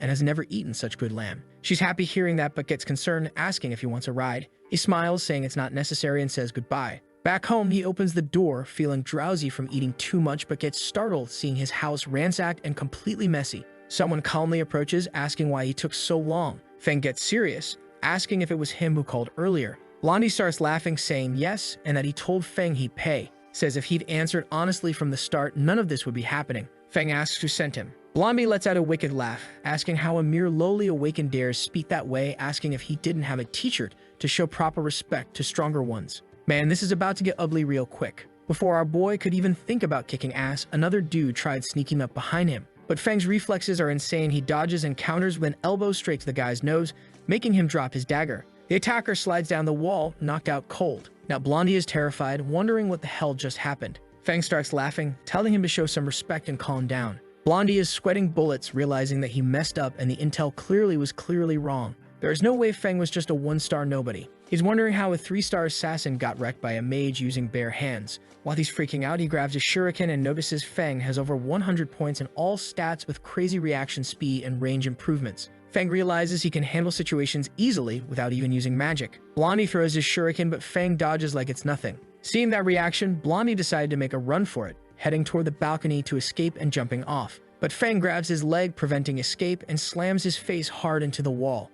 After that, Feng orders them to clean up the mess they made, shouting they'll have to pay for the broken cabinet too. After cleaning everything, Blondie says they finished and all their belongings, including clothes, are on the table. Feng crosses his arms, saying that's fine, but he wants to know who sent them. With his face all battered, Blondie explains it was Master Zhao Cheng of the Lion Guild. Says Feng has a special emblem that's unique and can't be found anywhere else, so Zhao hired them to gather info about it. Feng gets intrigued, wondering if Zhao Cheng is the same mage from Yua's guild. If so, it wouldn't be surprising he pulled his crap. Then he gets excited with his sinister expression, thinking he won't be gentle since he still has a forbidden spell he hasn't used yet. Feng activates this ability called Soul-Seizing Darkness, using mental strength to control minds and briefly transform into a powerful projection. He targets the 2 thugs, making them scream in pain. Meanwhile, that bastard Jiao and the shield warrior are walking and talking. The warrior asks about the emblem and Jiao says with a serious look that he already sent someone to find Feng, and if he doesn't cooperate, he'll make him experience a fate worse than death. The warrior is startled, asking what happens if Yu finds out.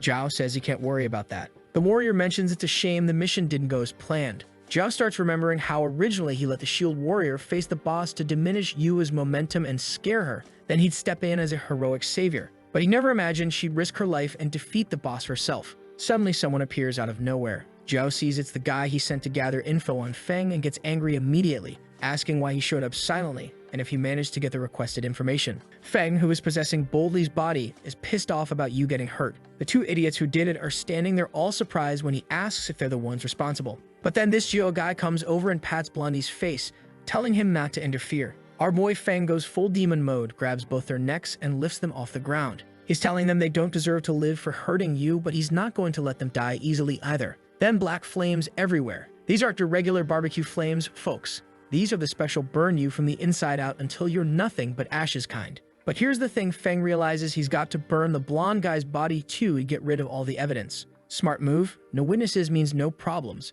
Except now he's thinking his regular neighborhood isn't exactly the safest place anymore since high-level awakened people can just walk in and out whenever they want. And he can't exactly camp at home 24/7 playing security guard. He was planning to dive into those Demon King memories for some juicy intel, but luckily hadn't started yet. Getting caught by awakened folks while doing that would have been a disaster and a half. So Feng decides to crash at Duan's place instead. This guy's 4th transformation awakened, so he's pretty strong. Plus, his neighborhood has better security than a government facility. When Feng explains what happened, Duan gets absolutely furious. He's telling Feng to rest while he investigates to see if there are more conspirators out there. Attacking Feng directly was basically asking for a death sentence. But Feng tells him to chill and asks if he knows any reliable alchemists. Duan's confused about what criteria he wants. Feng explains he needs someone high-level, trustworthy, and preferably independent with as few connections as possible. Duan knows some good alchemists, but they're all in big guilds already. That's a no-go for Feng because from the Demon King's memories, he knows those guild alchemists had produced some seriously superior potions.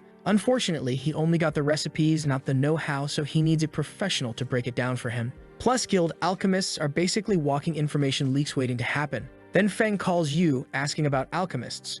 She knows exactly one reliable guy, and it's Xu's brother. Apparently, he was thinking about joining her guild, but couldn't get along with Jiao Cheng, so the deal fell through. Feng's thinking his friend Yu really had the worst luck getting stuck with Jiao as a teammate, but hey, at least that problem's solved now since Jiao won't be causing any more trouble. When you ask why he needs an alchemist, Feng says he found some recipes at home and needs help understanding them. She's getting suspicious, asking if he found something at home again. Our boy just laughs, saying he's been doing some serious spring cleaning lately, so they meet up with this Shuai guy and Feng shows him the recipes. Outside, Xu is throwing a tantrum. Apparently she wanted to use this opportunity to get closer to Feng, but that 4-eyed idiot kicked her out. The alchemist examines the recipes and says the ingredients aren't special, but the preparation method is completely new to him and looks complicated as hell. When Feng mentions it's supposed to increase experience by 100%, Shu Wei's jaw drops. Regular experience potions on the market only boost by 40% max, and they cost a fortune. A 100% boost would have on and 2-star awakened folks leveling up like crazy. Feng just smiles, saying probably yeah, but he's not sure and can't exactly go around asking people about it. That's why he needs professional help to figure this out. So Shu Wei tells Feng to wait a minute because he's heading upstairs to run some experiments. The three of them are just chilling and talking when suddenly they hear this weird noise from above. Everyone's getting concerned, wondering what the hell is happening up there. Shu decides to investigate and climbs the stairs. She gets up there and sees something jumping around. Turns out it's her brother's experimental slime. Just as Yu and Feng come up to check it out, a burst of flame shoots right in front of them. Everyone's standing there like, what the actual hell just happened? They rush over and find out that it's that idiot Four Eyes who is celebrating. Shu Wei's absolutely thrilled, saying the potion actually worked and leaving the girls completely confused. He explains that he drank a bit of the prepared potion and tested it on the slime. The experience boost is legit 100%. Feng's thinking if this recipe works, then the others definitely will too. Meanwhile, Shu Wei's having the time of his life throwing more fireballs at the slime. His sister explains that he's so obsessed with his lab, he never lets her go upstairs, and now he's basically destroying everything himself. After Feng explains the potion recipe to the girls, they're going absolutely crazy, asking if it really boosts experience by 100%. Feng confirms it, but the alchemist tells them to keep quiet because this stuff needs extreme confidentiality. No kidding, this is basically liquid gold. Shu Wei asks Feng what his next move is because if he sells this, he'll make an unimaginable fortune. Right now, everything's dangerous and nobody's going to refuse something that increases their strength. But then Feng's phone buzzes with a message. It's from Chai and their class group saying the school's planning to take all third-year students to some secret location in the neighboring city for training next Monday. Since space is limited, each class gets different times and areas. The teacher's asking everyone to prepare and cooperate actively. After the announcement, everyone starts sending worried messages about experience being scarce, not enough space for everyone, and no experience potions available. Feng reads all this and starts thinking about what to do.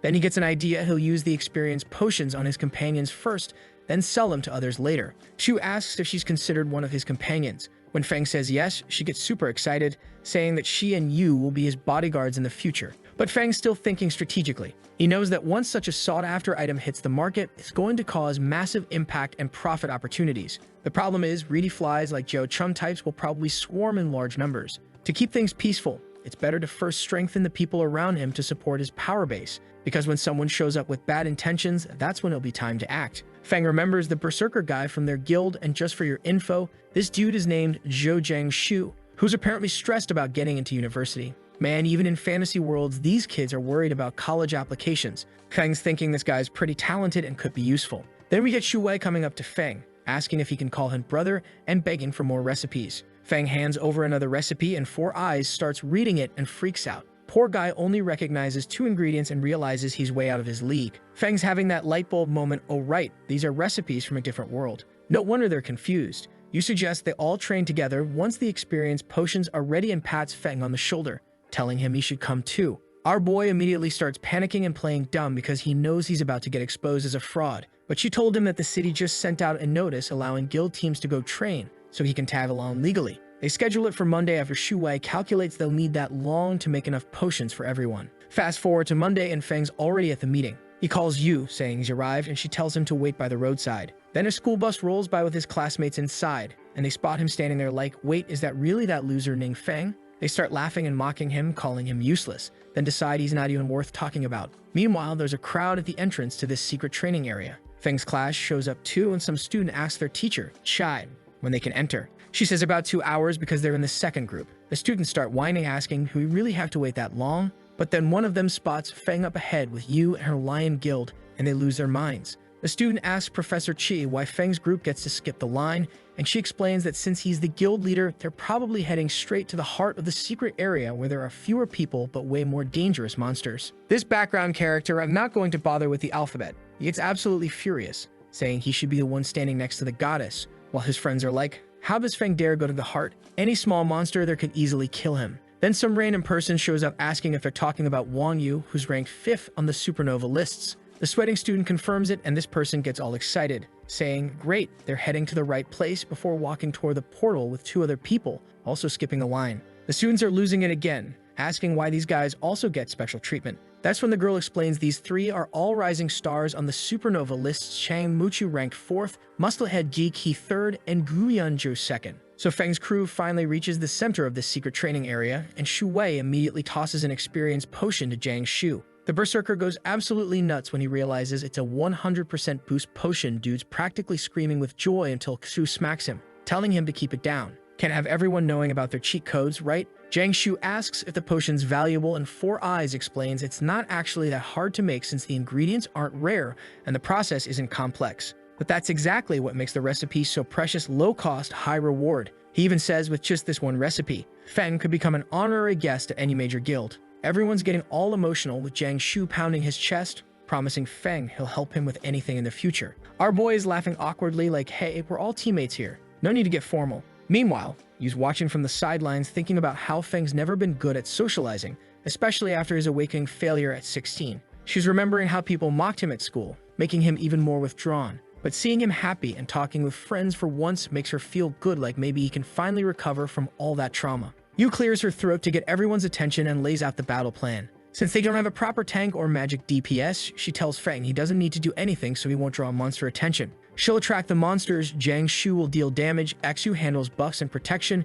and Shu Wei throws potions as needed. Everyone agrees, but Feng's internally frustrated because this setup will slow his progress significantly. Still, he decides to cooperate out of respect, thinking he can always use his forbidden curses later when he's alone. The action kicks off with Yu grabbing her bow and shooting an arrow that creates a massive explosion, drawing all the monsters toward her. Shu buffs the Berserker, who slams the ground, sending a shockwave at the approaching monsters. Shui starts chucking experience potions left and right, getting excited as his experience shoots up. He's thinking if this keeps up, he'll be able to make new potions soon. Both Xu and Jiang Shu are celebrating, thinking they might actually reach the second stage before entrance exams and get into top universities with Yu. Everything's going great until they hear this weird noise from a nearby cave, and that's when the party crashers arrive. Gu Yunju lets out this sinister laugh and apologizes for interrupting, but says he couldn't help himself after hearing someone who hasn't even reached the second stage talking about getting into prestigious universities.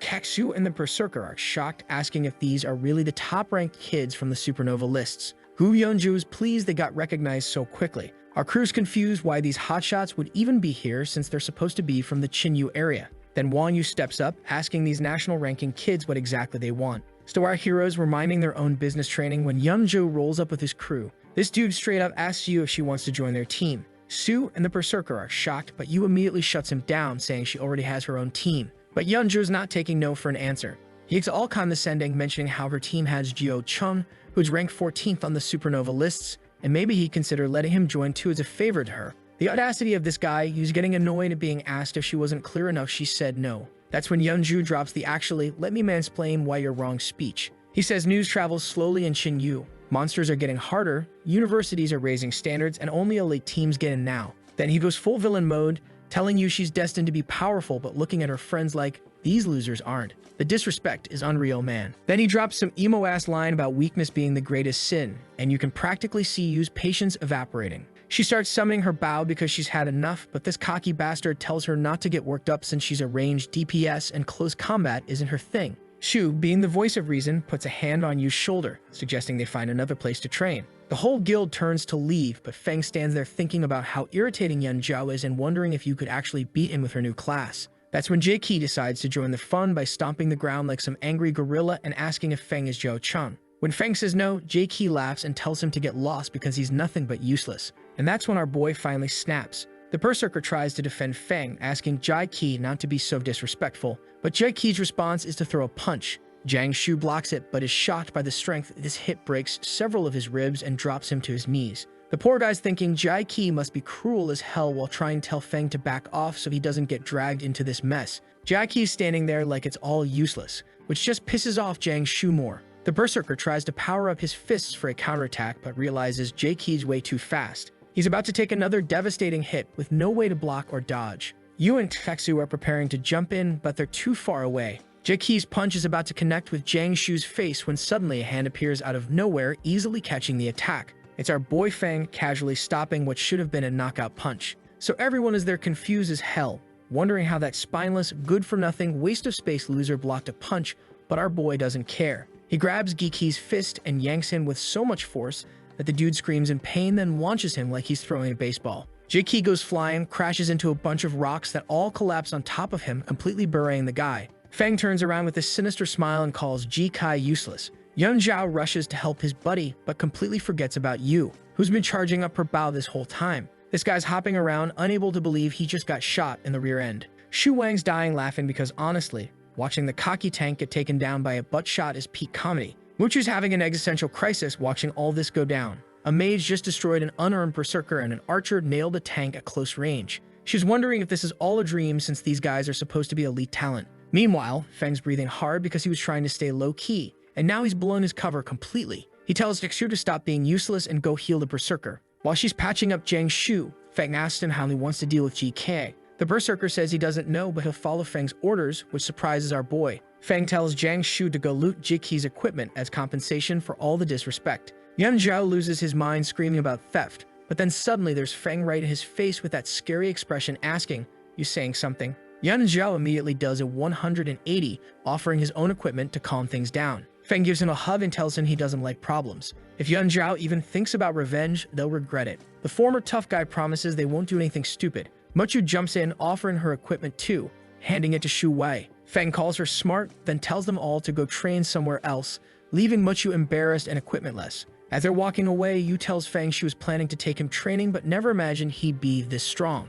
He laughs, saying she knew he changed classes recently but didn't want to draw attention. Yu gets frustrated with his secretive attitude, saying she won't ask more questions since he never tells her anything anyway. Feng laughs again, telling her she understands him better than anyone. That's when she puts her hand on his shoulder and tells him that regardless of everything, she's really happy for him. He just smiles and gives her a thumbs up while thanking her. So Shu Wang and Jiang Shu are asking Feng about his university and guild plans, and he's like, haven't thought about it yet. Smart move actually, because he knows that both places have strict management and one slip-up could expose all his forbidden magic secrets. But then Feng gets hyped and suggests they go deeper into the secret area to level up faster. He's thinking even without his high-level magic, he can use attribute buffs and passive abilities to carry the team. The scene shifts and Feng's at Duan's place, complaining he only gained 1 level after days of hard work. Dude's been spoiled by his forbidden spell power leveling, and now regular grinding won't work for him. He's thinking about how normal people like you take 2 years to reach level 60, and maybe he should just apply to a local university instead of stressing about the elite ones.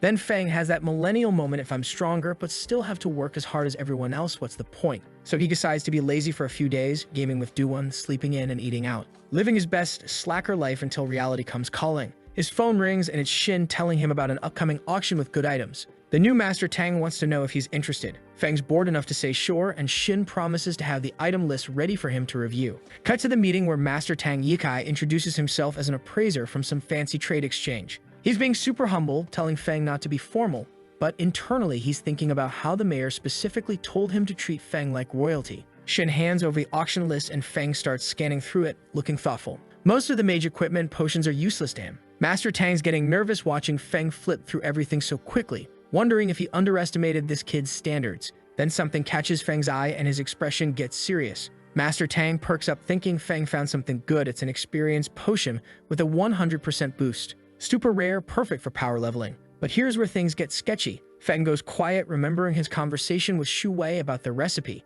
Duan's also shocked seeing what it is, and even Master Tang notices something's off. Feng gets all serious and asks where they got the item. Master Tang awkwardly explains it came from the Blue Sharp Guild, one of the 7 major guilds in the country with serious power. And that's when Feng's detective brain kicks in. Either Shu Wei secretly sold their recipe to this guild, or these guys did something shady to get it. Feng asks if the guild mentioned where the potion came from. Yikai told our boy about a new place called the Trial of the Gods. It can only be faced alone and is split into layers.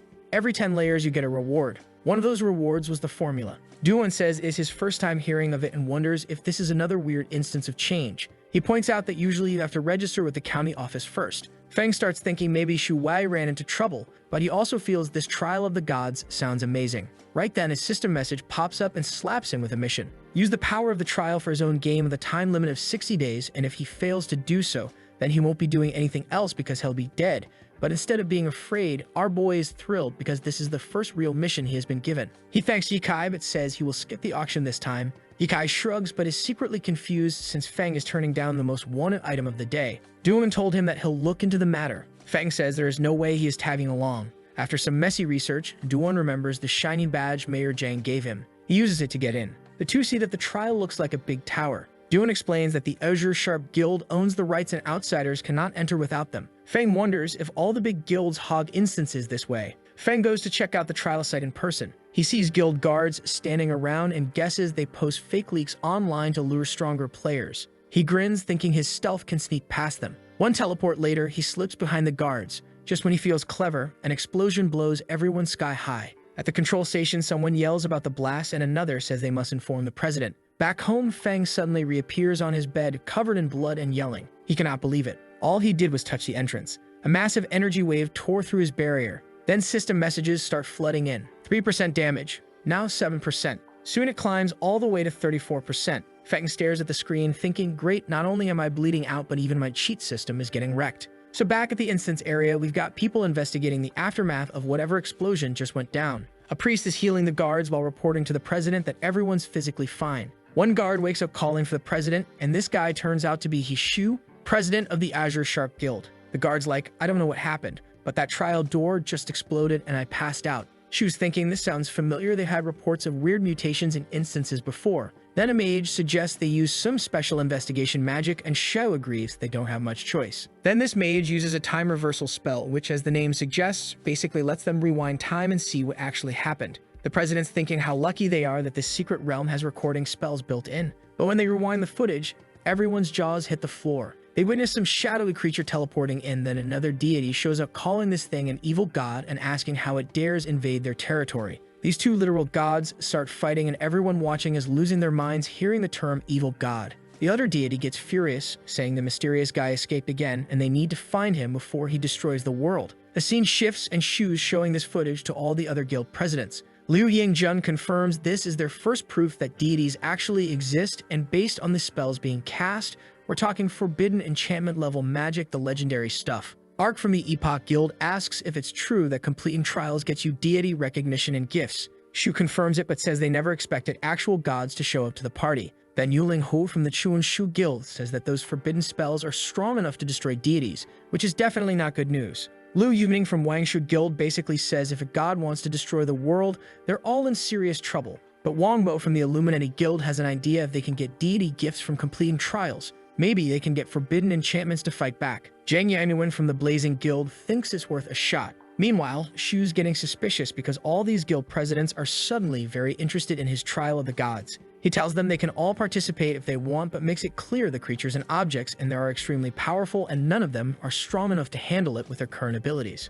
So we've got all these guild leaders having an awkward silence moment until Ying Zhen asks Lao if he has any bright ideas. Lao's basically like, what ideas? You guys are supposed to be the skilled ones here. Then he gets upset, saying the only thing they care about is protecting themselves from mutants. And when his apprentice reported an anomaly in Xinyu, nobody gave a darn. But now suddenly they form investigation groups that cause more problems than they solve. Lao says how if it wasn't for the mysterious big shot in Xinyu, they would have been guilty of harming innocent people. Yin Zhen can't even look at this guy, telling him to calm down because his head's on fire again. Yuning's thinking about how Lao's dark power usage has made him worse and he was supposed to be retired. Ying Zhen gets serious and asks Lao to have his apprentice show the investigation video to the mysterious big shot of Xinyu, hoping this powerful guy might know something. Lao sarcastically asks if they only remember his apprentice exists now. Ying Zhen bribes him with 2 crates of good wine and promises his apprentice will get a commendation, which finally gets Lao's attention. Cut to Fang at Duan's house, staring at his system. There's a new mission called Don't Worry. It's something small like a tiny little thing with the goal of reaching the second transformation and repairing the system in 60 days. The penalty is, well, obviously very bad. Fang's like, something small? Something small. His system's basically trolling him at this point. He walks to the living room and finds several people there with Duan. Lao stands up, asking if he's Ning Feng, and after introductions, we learn this old guy is the former head of Solitary Shadow and current director of Adventurer Management. His apprentice Miss Jing is there too, responsible for Solitary Shadow in their province. Then Lao drops the ultimate troll question. He asks if Feng is the Scarlet Flame Death God, nearly giving our boy a scare before laughing and saying he's joking. Feng's reading this guy's aura, thinking he's definitely one of the top 3 strongest people alive, with tons of merits from developing secret areas and dismantling evil groups. Lao presents Feng with 5 million crystals and 200 advanced experience potions as a college entrance exam gift, and Feng can't believe the amount. But then they get to business. Jing shows the video of the trial where the deity calls someone an evil god.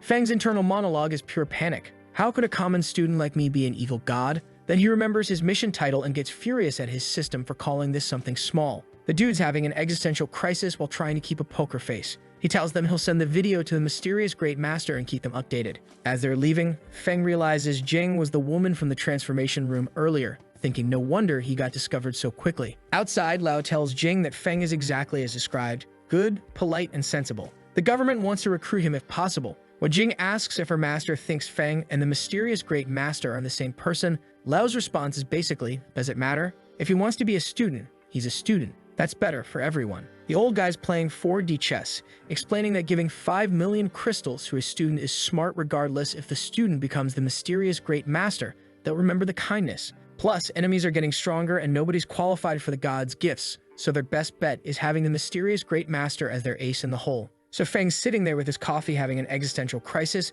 thinking about how his system detected damage from some god investigating his whereabouts. This deity casually destroyed his absolute defense with one hit, meaning they've reached the forbidden magic level. Our boy's priority list just got real simple. Fix the system to block god searches and complete the trial mission without dying. He asks Duan for more info from Old Lao and learns the trial realm is basically a tower with unknown floors. The monsters inside are ridiculously overpowered compared to regular secret realms, and the current record holder is Shu from Azure Sharp Guild at 42 floors. Feng's sweating because if he triggers more forbidden magic, his cover will be blown. Then he has a lightbulb moment. The mission doesn't say he has to do it personally. Time to find a substitute. He asks Duan how many floors he could handle, and Duan estimates 35. Feng's thinking since Shu is close to his 5th transformation and stronger than Duan, but Duan's trustworthy. He'll send him with some special training. Cut to Old Lao losing his mind when Jing tells him the mysterious Great Master wants to send someone to the trial and requested their training room. He's laughing because all 7 guild presidents just tried the trial yesterday and failed miserably. Even Liu Yingzhen, one of the strongest in the country, couldn't make it through. Jing's like, if he can't pass, we can. Old Lao gets so excited his head literally catches fire like Ghost Rider, eager to see how far Duan can go with mysterious master training. His apprentice gets scared watching those flames constantly burn away his life, wondering if there's any way to help him. The price of dark power is brutal. At the training facility, everyone's gathering to watch this show. Captain Zhu was crying with relief, remembering when he was angry at Feng the first time. Thankfully, he didn't offend the guy who could have destroyed him. Jing explains the training room can simulate combat environments, but only 4th transformation warriors and above can use it. When Jing connects Duan's information device, she's amazed he detailed even monster weaknesses, including floors that President Liu just cleared. Feng is smirking internally because obviously, he knows everything the Demon King invaded that realm, so he just extracted the info from memory. Who better than the Demon King to know monster weaknesses? Then Old Lao asks if they can watch and Duan's cool with it, but then Lao asks with a sinister expression if the mysterious Great Master really said the evil god would destroy the world, scaring the hell out of Jing. So Duan's sitting there quiet for a moment, then remembers asking Feng at home if the evil god really wants to destroy the world. Feng's sweating bullets because Duan has no idea he's literally talking to the so-called evil god. Our boy is having an internal debate about whether to come clean, but decides the risk of exposure is too high even with someone he trusts. Duan tells Old Lao that he asked the Feng the same question and got an 8-word answer. Everyone's on the edge of their seats waiting to hear this wisdom, and Duan delivers, as long as I'm here, that won't happen. Old Lao starts laughing, saying it's simple, confident, and totally the boss's style. Meanwhile, Jing's sweating nervously, wondering what kind of person this boss is that he doesn't even worry about gods, not having a clue that it's her dumbass student. Meanwhile, Feng's internally high-fiving himself for giving the perfect non-suspicious answer that makes him sound like a badass protector instead of the actual threat. The old man shakes Duan's hand, saying the trial now depends on him, and they head to watch training. Cut to Duan getting absolutely demolished by monsters, thrown against walls but getting back up to finish them off. He's exhausted but determined not to disappoint Feng, thinking this is his unique opportunity. Jing's impressed that Duan handled monsters beyond 4th transformation limits, saying she definitely couldn't do it. But Old Lao remembers how Feng awakened at 18 but completed the 1st transformation in just months. He's wondering if there's a miracle waiting for Duan too, thinking that mysterious big shot might break the combat system entirely. That's when reality hits Feng like a truck. He oversimplified everything, thinking monster weaknesses would be enough, forgetting humans have limits. Even knowing weak points doesn't matter if you can't reach them or survive long enough to exploit them. Looking at exhausted Duan, he realizes if his friend fails, he'll have to do it himself with forbidden magic and risk total exposure. Feng makes excuses about school starting next week and leaves. He's thinking he needs to level up and get powerful skills or equipment to replace what Duan's missing. So he pulls out a flight scroll in an alley, remembering he asked someone to buy a batch of these for teleportation without being tracked. He flies off to one of those wild secret realms Duan mentioned that's not under official control yet. But when he arrives, there are signs of battle everywhere. But this idiot just goes, "Oh, this looks scary. Let's just go and take a look." Meanwhile, there's this group of evil clan mutants literally stepping on some poor adventurer's head near the entrance. The big guy asks his masked chief if he saw that flash nearby, and the chief figures is probably a flight scroll. His villains start wondering if whoever used the scroll is there to kill them, but the masked leader just laughs, saying this person's walking to their death. He says how they've been gathering sacrifices for the great demon king who's about to rise again. He says it's thanks to these clueless idiots that they have managed to sacrifice enough people for the demon lord to accumulate enough power, and today is the day he'll descend upon this world. The whole evil clan starts celebrating their evil plan, completely oblivious to what's coming. One of the dead adventurers still has a working communication device, and someone on the other end heard everything. This adventurer immediately panics about the Demon King's return and a secret realm invasion. The captain realizes their screwed squad 4 about wiped out, the magical shield won't hold, and a secret realm invasion will corrupt the nearest city. He orders everyone to evacuate while he stays behind to monitor the situation, even though it's basically a suicide mission. Then we get this heartbreaking moment where the captain calls his daughter about a possible emergency drill, trying not to scare her. She calls back just to say happy birthday to him, and the poor guy starts crying because this might be the last time he talks to her. On their way back, his team notices dark energy echoing and realizes the invasion's starting, worried about leaving their captain. Meanwhile, the evil clan is getting hyped, thinking the Demon King's about to bless them with more power. But here's where it gets hilarious inside the secret realm. Feng just casually used his extreme cold forbidden magic and froze everything solid. This skill apparently summons an infinite ice disaster that sweeps through worlds, so now he's walking around smashing ice coffins, having the best time of his life while being happy that these monsters give great experience, and he just hit level 37. One of the monsters he casually froze was the Demon King everyone's been waiting for. The evil clan's outside celebrating their king's return, while their great Demon King is currently a popsicle thanks to our oblivious protagonist. Feng's just browsing his system for new skills, completely unaware that he just accidentally saved his city and ruined some villain's entire master plan. Then his system window pops up saying he could choose a new skill. Outside the portal, something starts emerging from the portal, and the entire evil clan drops to their knees, expecting their great Demon King.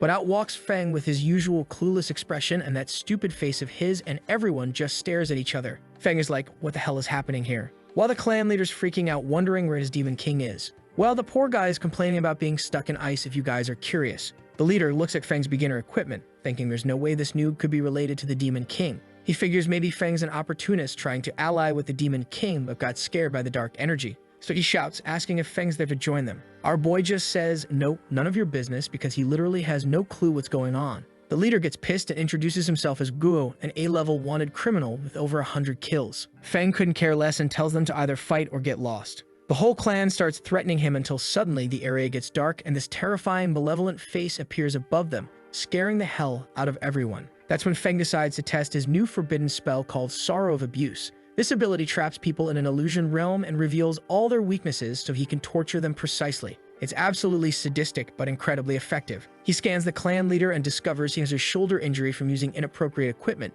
which reduces his strength, agility, and skill. Then Feng strikes that exact weak spot and the guy screams in agony, not understanding what's happening to him. In the illusion world, Feng can repeatedly attack trapped enemies' weaknesses like a demon playing with prey. He's thinking the ability might be sadistic, but it's perfect for exploiting enemy vulnerabilities. After the massacre, the captain finally heads up the mountain to check on the situation. He finds Gu and his entire crew completely eliminated. He is wondering how Class, a wanted criminal along with his subordinate, has been completely wiped out. This is crazy because to hunt down this guy, 4 adventurer teams had been sacrificed, but none of them succeeded, and now they are finding their bodies like this, so none of them wanted to believe it. His teammate asks him about the situation inside the secret realm. The captain steps inside the secret realm. Everything's frozen solid with no monsters alive. When his team asks about the Demon King, the captain reports it's been destroyed. He even approached the ice coffin to confirm, and when it fell, no items dropped and he got no experience, meaning the boss was already dead when he found it. Bro was terrified even in death. His team asks if the secret realm invasion is still happening if the Demon King is dead, and the captain just stares at the dead Demon King, thinking to himself, don't ask me dude, I'm freaked out as it is.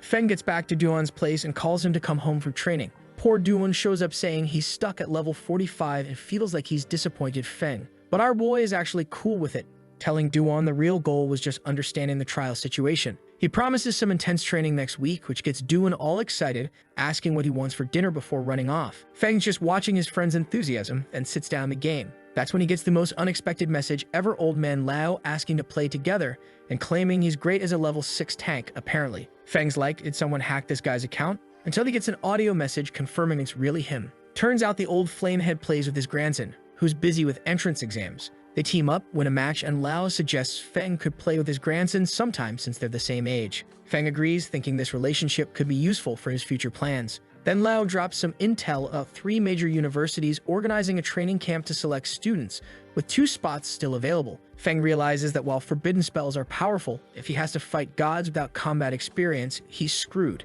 So he accepts the offer, and Lao reserves both spots in case Feng wants to bring a teammate, looking at his grandson's picture. Old Lao says you two have a lot in common. Who knows, you might even become good friends. The scene shifts to school, where everyone's complaining about raised university standards and how even current students are failing assessments. One classmate gets salty, pointing at sleeping Feng and asking if 3-star awakened people are the same as lower ranks. Then Teacher Chi announces a new student, and all the boys immediately lose their minds when Chai Muchu walks in. Feng wakes up remembering this is the girl who caused trouble in the secret realm, the one whose equipment he basically stole after her team got demolished. Everyone's asking if she's really 4th ranked on the Supernova list and from a prestigious big city school. Then she asks to sit next to Feng, and the teacher thinks it's a great idea. She walks over and sits next to Feng, and the entire boy group just wants to beat up Feng, cursing Feng and wondering why all the beautiful girls are attracted to this bastard. So the principal's office, Principal Zhang is losing his mind, asking Principal Feng what dirty tricks he used to steal Chang Mushu from his school. Fang's playing innocent while Zhang explains that losing Mushu also means that they lost 1 training camp spot, which could tank his school's approval rate. Principal Feng is grinning internally, realizing how Zhang is in deep trouble since there are only 4 slots in the entire province and 2 went to his school, and now one of those students is transferred to his school.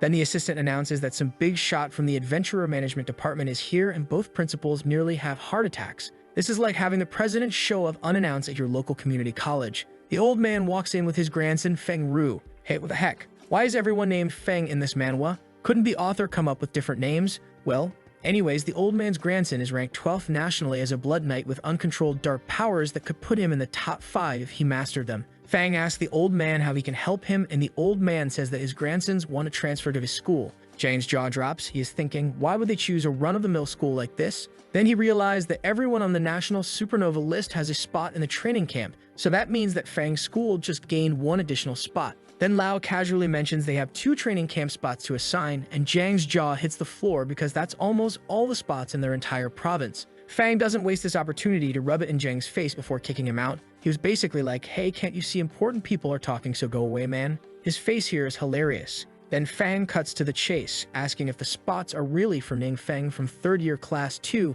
since the kid only recently awakened. Lao just says it's up to the department and Fang shouldn't question it. The principal's thinking about how the adventurer management department operates independently of the 7 great guilds with massive influence, wondering how the hell Feng connected with this guy. Back in class, Feng is confused seeing all his Lion Guild friends transfer to his school. Shu cheerfully explains they wanted to be closer to him, and mentions they tried to get Zhou Cheng too, but he declined so she got his spot. Wong Yu and Mushu are having some kind of intense stare down, probably sizing each other up as romantic rivals. The Berserker's excited to meet Lao's grandson, and Feng Ru's being all polite, saying he hopes for everyone's support. Meanwhile, Mushu's panicking, thinking she's not the only one interested in Feng and needs to step up her game. She's prepared some gifts but needs the right moment. The rest of the class is watching this group with pure envy, wanting to know how Feng assembled this ridiculously impressive squad. Even without him, this crew would be the most stacked group in any high school nationwide. Feng's thinking things just got more exciting, but he's curious why Zhou Cheng turned down a training camp spot and why nobody seems concerned about his disappearance.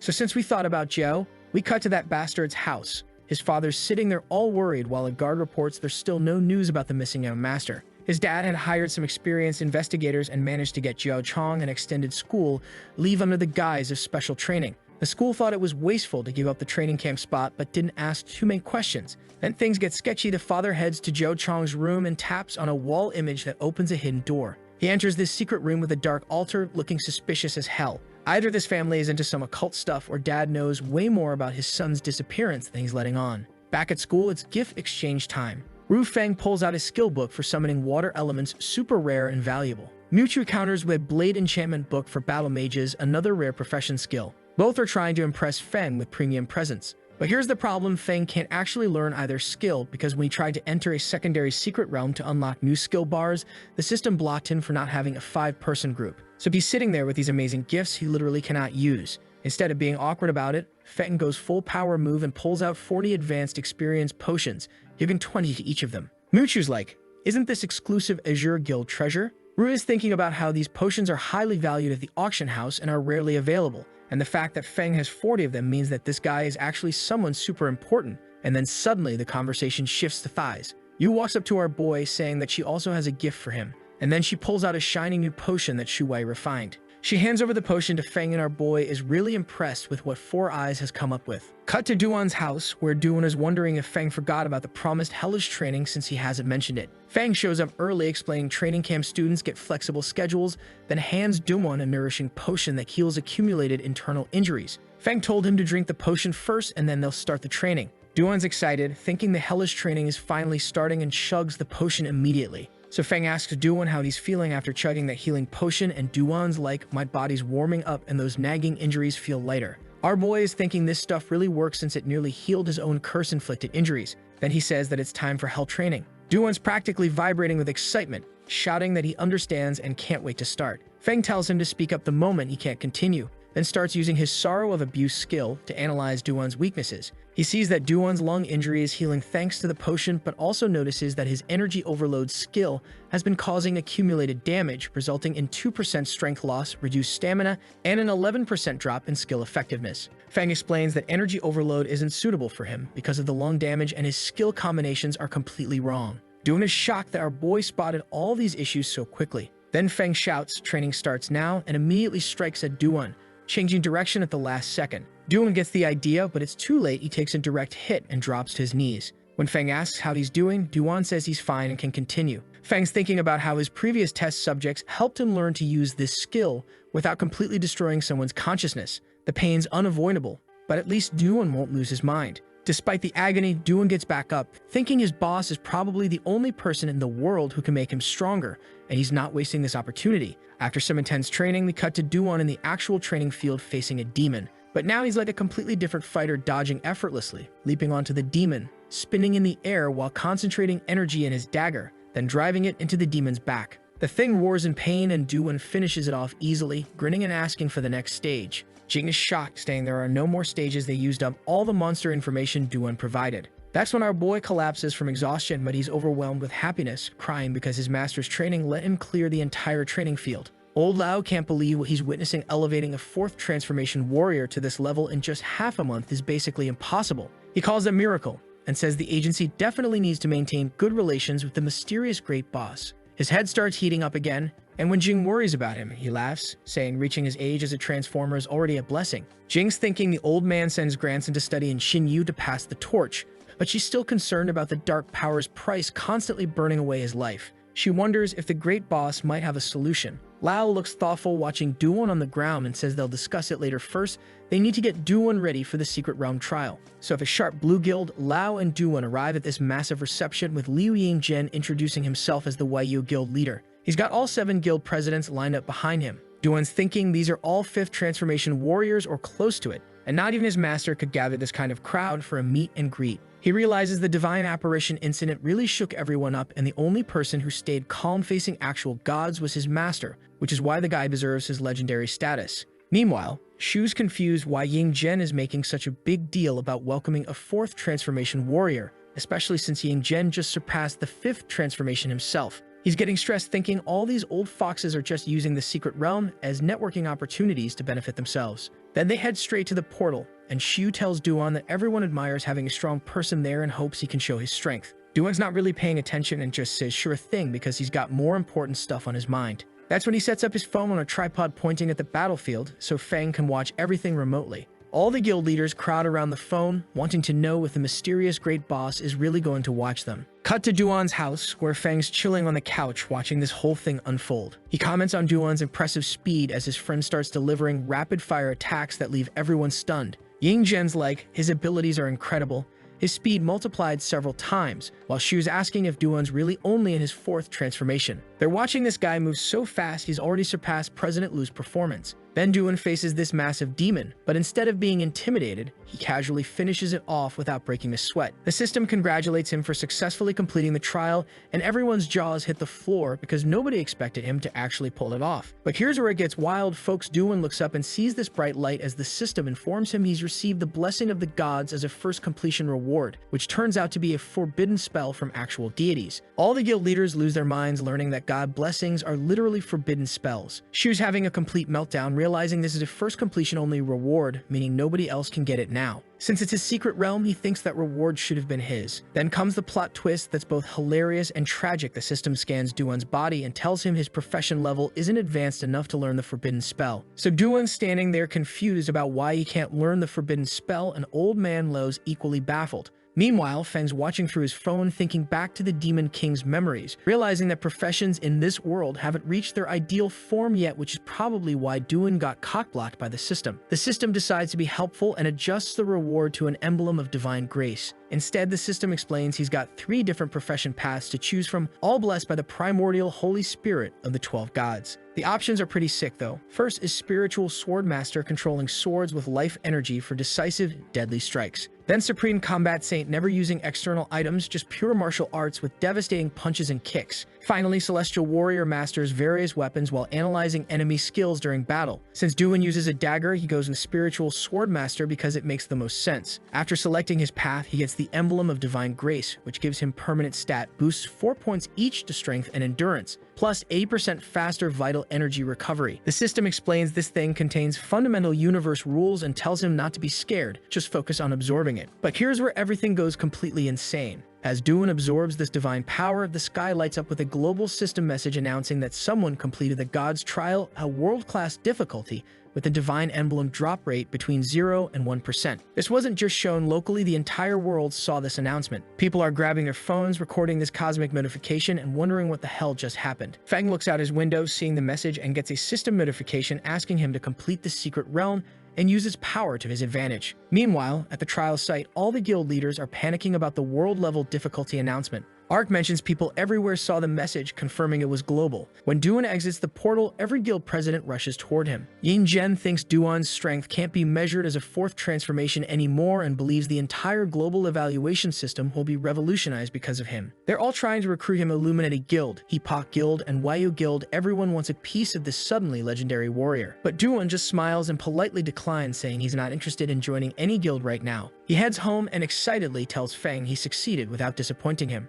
Our boy congratulates him, saying it was all thanks to his efforts. Then Feng sketches the emblem design, asking if it matches what Duan saw. Duan nods, saying it's the same shape, and asks if Feng knows about these emblems. Feng casually mentions he got one after completing a mission and gave it to Wong Yu like it was no big deal. Duan can hardly believe his master gives away divine items like candy, feeling like his efforts still aren't enough. But Feng's mind is racing with bigger concerns. If the emblem is formed by divine power, and he possesses divine power too, maybe he can obtain emblems in common domains. More importantly, they just learned about the 12 gods and are wondering if they'll have to face them all. Duan explains that all of the 7 major guilds are already mobilizing to hunt for more trial secret realms after seeing his divine emblem success. All the guilds are going to get involved in this treasure hunt, which means things are about to get very competitive. Feng's brain immediately goes to strategic mode, wondering if the system considers trial completions as missions and whether he could control the people who pass. But then he realizes the real problem. Sure, divine emblems are nice, but the forbidden magic rewards are the actual threat. If that kind of power falls into enemy hands, it becomes a serious danger to him. Plus, exposing his existence to the gods would create even bigger headaches. Feng is contemplating how to ensure only his people pass these trials when Duan interrupts, saying he has something else to share but isn't sure if he did the right thing. That's when we get the juicy backstory about what went down at Azure Sharp Guild. Turns out, according to their contract, all trial rewards were supposed to go to Azure Sharp Guild. Duan handed over the item drops but explained he couldn't give them the divine emblem since it was already absorbed. Shu got furious, demanding the emblem, but only had the courage to threaten Duan in his head. The guild leaders were amazed by the high-level items, especially this forgetfulness potion formula that can remove specific skills and free up skill slots. Since leveling up is difficult and skill choices determine your future, this potion is basically a reset button for your entire character build. Shu's thinking this could change the world just like the experience potions, and if they monopolize it, Azure Sharp Guild could surpass official guilds by attracting powerful people. When Shu demands secrecy about the formula, Duan casually mentions he's seen this exact formula before from the great mysterious boss. Everyone's jaws hit the floor because they thought first completion rewards were unique and unprecedented. Shu gets desperate, insisting it's impossible for the mysterious boss to know trial secrets, but Duan says that even the high-level experience potions they have were produced by the boss long ago. The guild leaders are connecting dots, realizing Duan's incredible power might come from using these boss-made potions. Meanwhile, old Lao is smiling broadly, watching this chaos unfold. When Yinjun asks why he's so happy, Lao basically tells him to mind his own business. He's remembering how his grandson mentioned Ningfeng could easily get 40 experience potions from the mysterious boss because the guy didn't care about such small treasures. Lao's patting himself on the back for the genius move of transferring his grandson to that school. As they're leaving, Lao asks Duan if the mysterious boss has other potions, explaining that dark forces are corrupting his body daily and he wants to live longer to spend time with his grandson. The vulnerability hits hard. This powerful old man just wants more time with family. Duan promises to ask his boss, and Lao's genuinely grateful. Back home, Duan apologizes for making decisions independently, but Feng reassures him he did nothing wrong. Our boy is actually interested in helping Lao if possible,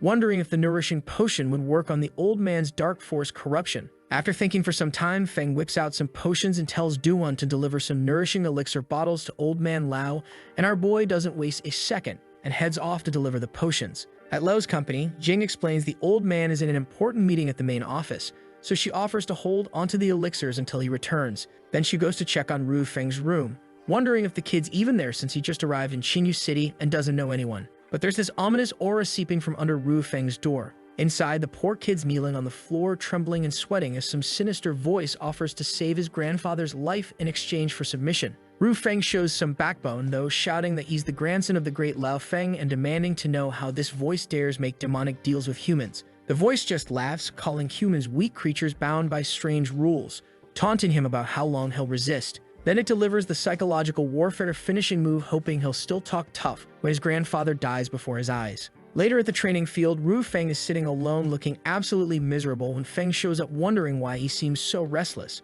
Our boy tries to cheer him up by suggesting they play Three Kingdoms on his phone, but Ru Feng apologetically explains his grandfather doesn't allow gaming at school. Feng's cool with it, saying they can play when Grandpa returns, and mentions how impressive Leo's gaming skills are. That's when we get this heartbreaking backstory. Ru Feng explains his parents died on a mission when he was young, leaving him completely shattered and withdrawn. He became antisocial and locked himself in his room all day, and his grandfather didn't know how to help until he remembered the kid used to love battle games. So Lao Feng secretly learned to play them just to connect with his traumatized grandson. During Ru's darkest moments, it was his grandfather who stayed by his side, helping him emerge from the shadows. Meanwhile, in a meeting room, Leo is getting briefed on some seriously bad news. They're looking at Pong Hai, a 4-star professional who was imprisoned 8 years ago for malicious injury, but mysteriously vanished from prison 6 years back. Then there's Gu Ying, another 4-star professional whose supervised variant disappeared from home 5 years ago. Both suddenly reappeared and brutally murdered 2 elderly adventurers and their families in Pong Hai's old house, leaving no survivors.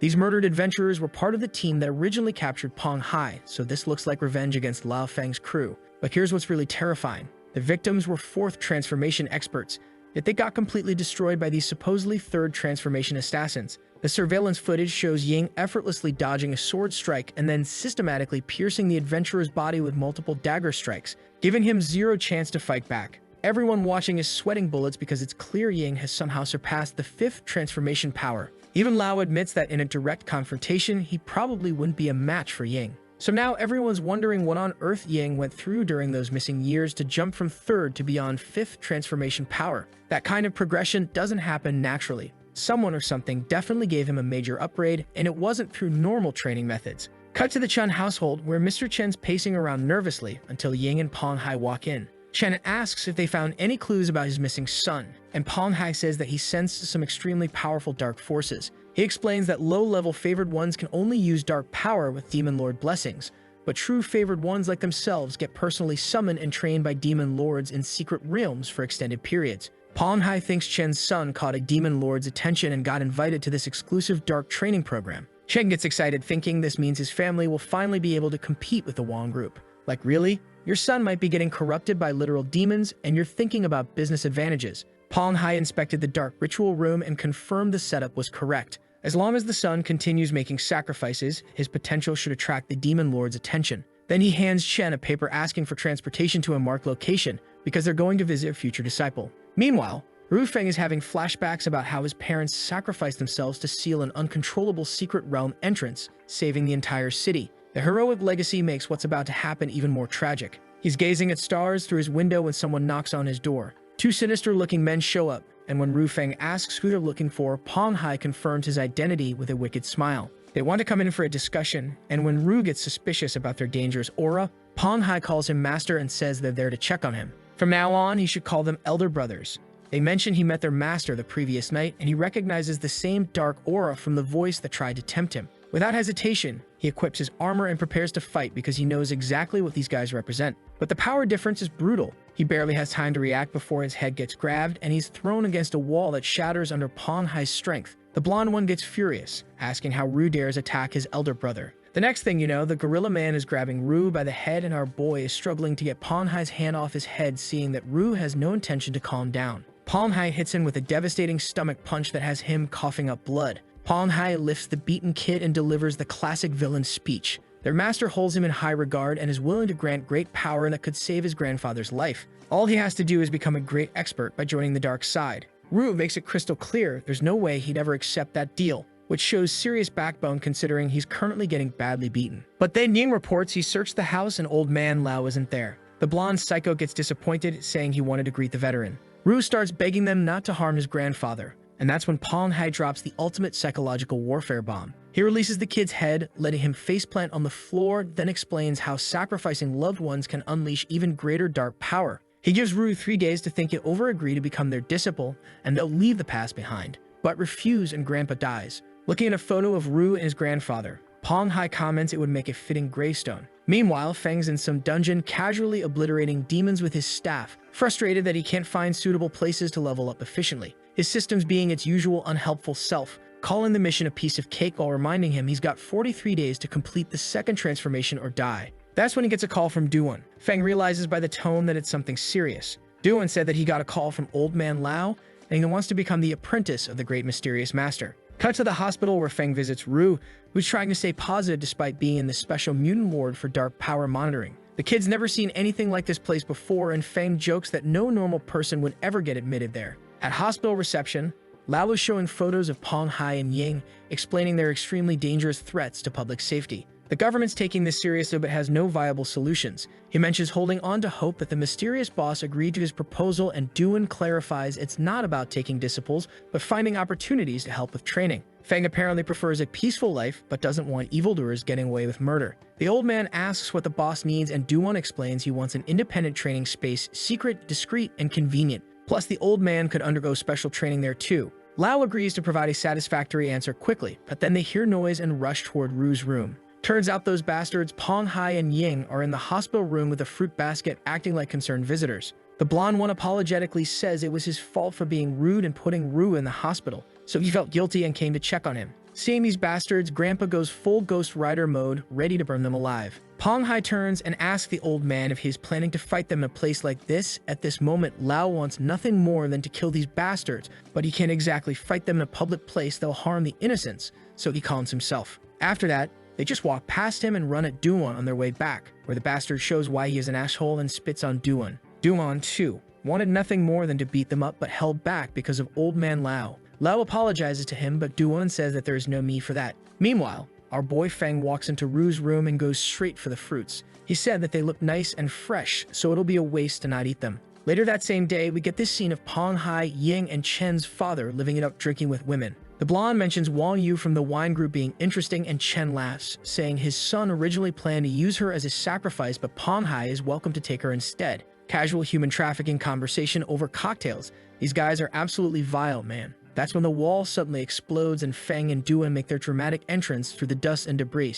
Chen's furious, demanding to know who's there, and Duan orders everyone except Pong Hai and Ying to leave immediately. The two assassins just smile, saying finally it came for them. They've been expecting this confrontation. Ying wastes no time launching at Duan with his lightning sword, but Duan effortlessly blocks the attack with his dagger, leaving Ying completely puzzled. Duan realizes Ying has surpassed the 5th transformation level, and without his master's training plus divine blessing, he would have been instantly defeated. Ying's friend is shocked, wondering how Duan blocked so easily, but then figures Dumon only needs to stall for a moment to give the protagonist an opening to strike. So he turns, expecting to see some epic battle coordination, only to find our boy was calmly sitting there opening a snack and eating it leisurely like he's watching a movie. So Duan doesn't waste a single second, striking immediately and telling Ying not to get distracted during combat. Ying gets furious, summons his full battle outfit, and charges at Duan. Their attacks collide with this massive energy explosion that has all the civilians trembling in terror, too scared to leave but definitely not wanting to stick around for this supernatural deathmatch. Meanwhile, Mr. Chen notices Pong Hai radiating this sinister aura, and the blonde psychopath decides it's time to release his power too. But here's Feng, completely unbothered, casually commenting on how delicious the melon seeds taste. The man's having a snack review while literal demons are powering up around him. Pong Hai finally attacks our boy, who calmly rises from his chair to defend. The assassin retreats, powers up his sword even more, and summons his intimidating armor for maximum psychological effect. But Feng's not impressed. He activates his passive ability, Killer Nature, which continuously increases all his attributes up to 100% when using magical melee weapons. Pong Hai sees Feng's aura and wonders if he might be facing a battle mage, questioning how such a powerful one could even exist. Then he notices a crack forming under his feet and barely dodges Feng's Blackthorn attack, only to realize that was just a distraction for the real attack from behind. The blonde manages to block at the last second, but thinks Feng's techniques seem unimpressive, like he's an inexperienced novice. Then his survival instincts kick in, and he realizes this might be intentional, maybe there's some trick he's missing.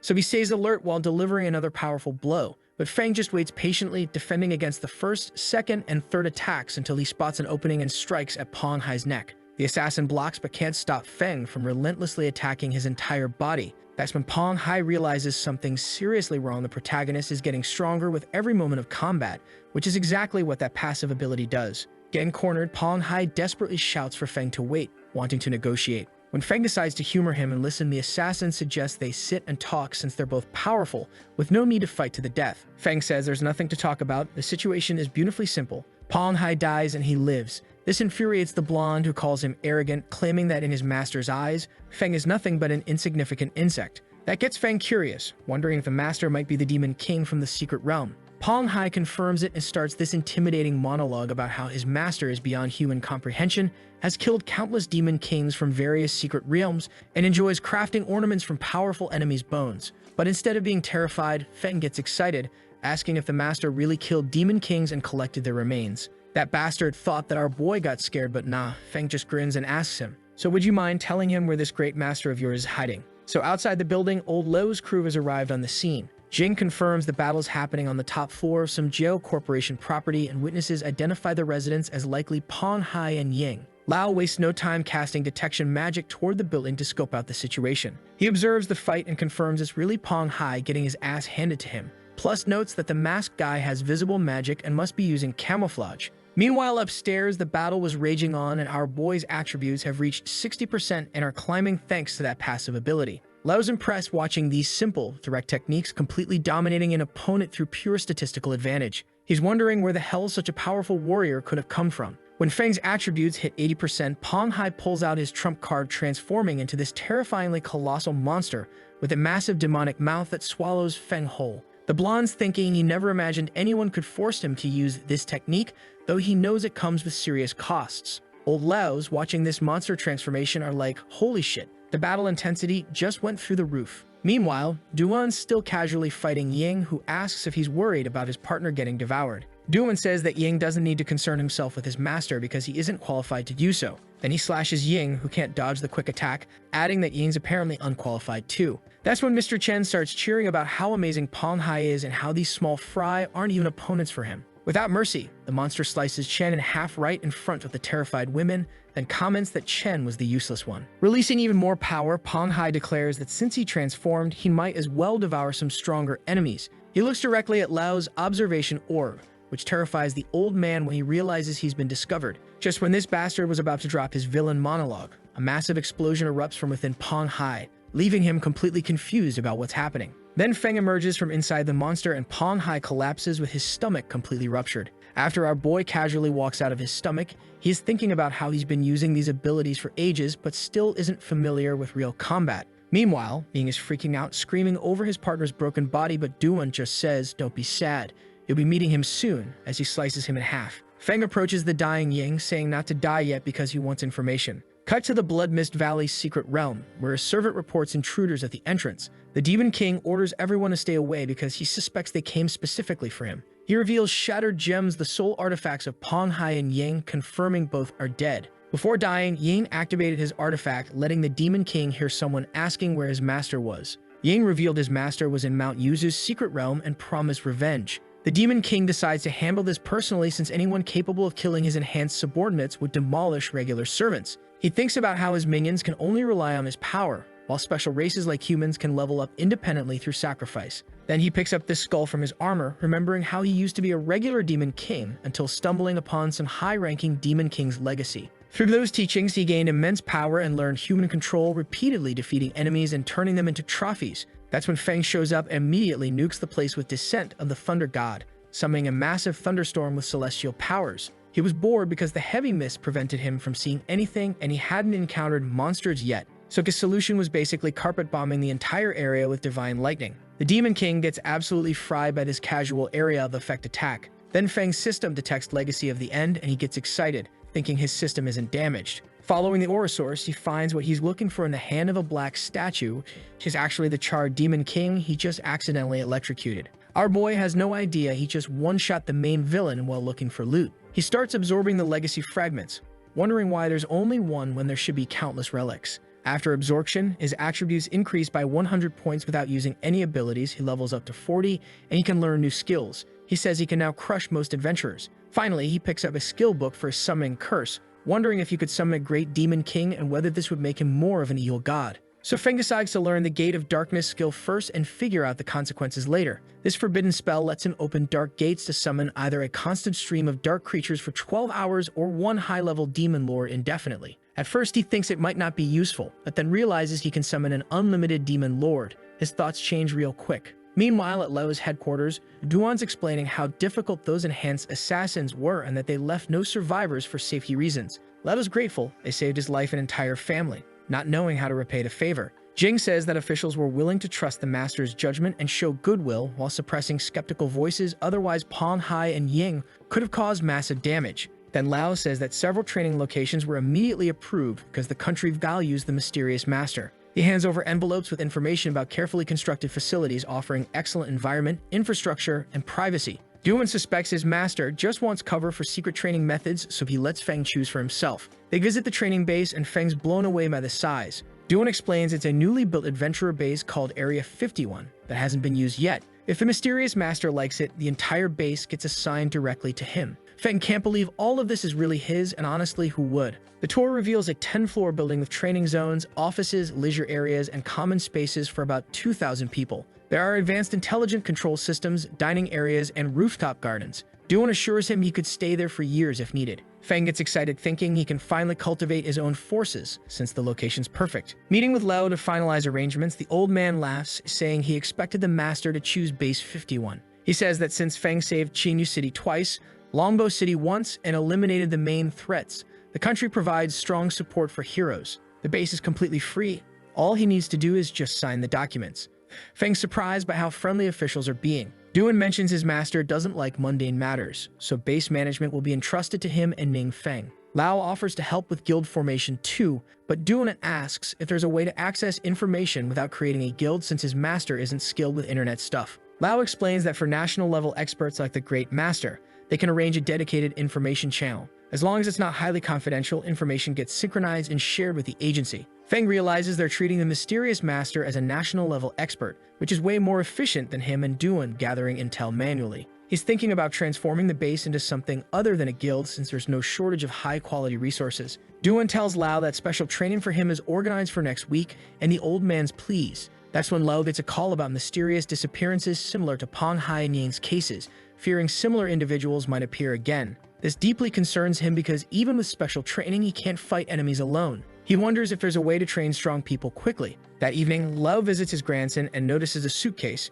immediately asking where Ru's headed. So Ru Feng's all excited, explaining to his grandfather that the Supernova training camp is starting and Ning Feng organized special training for them. He got a call saying he needs to be at the training base in 2 days, so he's packing early to avoid being late. When Grandpa asks how many people are going, Ru says 5 total, including himself. This gets Leu so excited that he literally turns into Ghost Rider again, head blazing with flames. Poor Rue has to warn him his head's on fire, but Lao reassures him he took the medicine Duan gave him and is clearly improving, but the dark powers are hard to control. Lao rephrases his question, asking what kind of people Ning Feng invited. Rue explains they're just good friends, and aside from himself, the others have known Ning Feng for ages. This makes Grandpa even more excited, thinking the Great Master will look after those close to him. He kneels down to help pack and advises Rue to listen carefully to Ning Feng, since it's a rare opportunity. He also reminds him to control his pace and not forget to call when ready for ranked matches. Rue's confused by this sudden burst of grandfather enthusiasm. At the training base, Wong Yu's group arrives and she's intrigued, commenting that this seems like the place Ning Feng mentioned, but there's nothing except forests. Then they notice something strange and get teleported to where Feng and Lo's grandson are waiting. Everyone's amazed by the place, noting that even the 7 great guilds' main bases can't compare to this location. The blonde girl immediately wants to know how Feng found such a place. He smiles, explaining it belongs to one of his older friends and he borrowed it. Wong Yu thinks to herself she's never heard Feng mention these friends before, and he's become increasingly mysterious since awakening. Feng introduces Duan as the person in charge during training, and everyone greets him. When the Berserker asks if Feng knows Duan well, Feng gets irritated and says that the celestial phenomenon some time ago was caused by Duan passing the trial of gods, and he's even stronger than the Wu Guild leader. Everyone's shocked and immediately heads to the training grounds. At the training field, they get excited and release their auras. Duan's impressed, wondering why they became so animated suddenly. Meanwhile, Feng observes, thinking that by casting a forbidden spell to simulate training room effects, they won't need to worry about exposure. He's also considering establishing a guild, cultivating only the strong without limitations, and selecting members based purely on strength and determination to create an alliance. Yu starts first, but immediately gets struck in the arm and screams in pain. The sense of dread she got from the environment was incredibly real. She thinks how this training would definitely break someone's will if it weren't controlled. She wonders if Ning Feng endured such cruel trials to become stronger, not knowing he's literally the one creating this nightmare scenario. Jiang Shu reflects that neither he nor Shu are supernovas and never dared hope to surpass others' talent through hard work, but Feng showed them there's hope. Ru's thinking he can't rely on grandfather's protection forever and wants to protect people he cares about. Meanwhile, Shui stays silent and our boy Feng smiles, saying you're all doing very well. So everyone's completely exhausted after the forbidden magic torture session, commenting they feel like they've been suffering for centuries and are nearly dead. Duan enters, declaring that's enough for today, and announces targeted training tomorrow. They head to a VIP room where Yu admits that although special training just started, the gains already surpassed previous years. She emphasizes it's impossible to identify weaknesses relying solely on self-understanding. Ru Feng reflects that his dark power felt strange during training. Even when giving his best effort,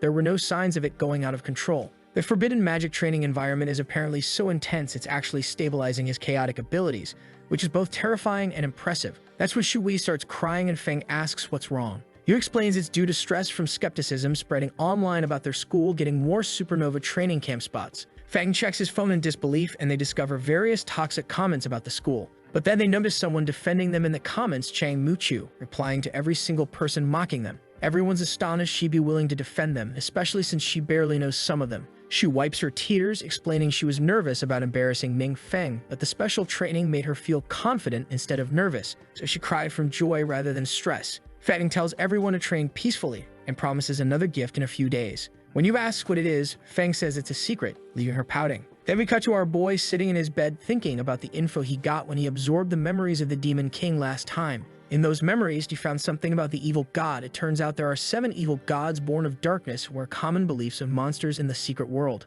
But Feng doesn't belong to these 7. Instead, he holds the title of one of 12 lords, the omniscient god Mafik. Alongside 11 other gods, he led their families to destroy a legitimate evil god, ensuring dark entities wouldn't invade the light world again. But after eliminating the darkness threat, the omniscient god became obsessed with studying dark power. The other 11 gods noticed and fought against him, but he escaped and became an evil god himself. But the demon realm has a completely different story. According to demons, once freed from darkness threats, the gods' dependents gradually lost crisis awareness and faith diminished. Since gods create families solely to gain power from faith, this enraged them. So the gods encouraged their dependents to attack each other, using them as entertainment and sacrificial offerings. Even demons emerged with tacit god approval. This supposedly created the secret realms. Only the omniscient god showed no interest in faith amounts, refusing to participate in this twisted game. But one day war reached his family, and due to lack of defense, nearly everyone was massacred. Furious, he demanded the other gods stop this senseless farce, but got insulted and ridiculed instead.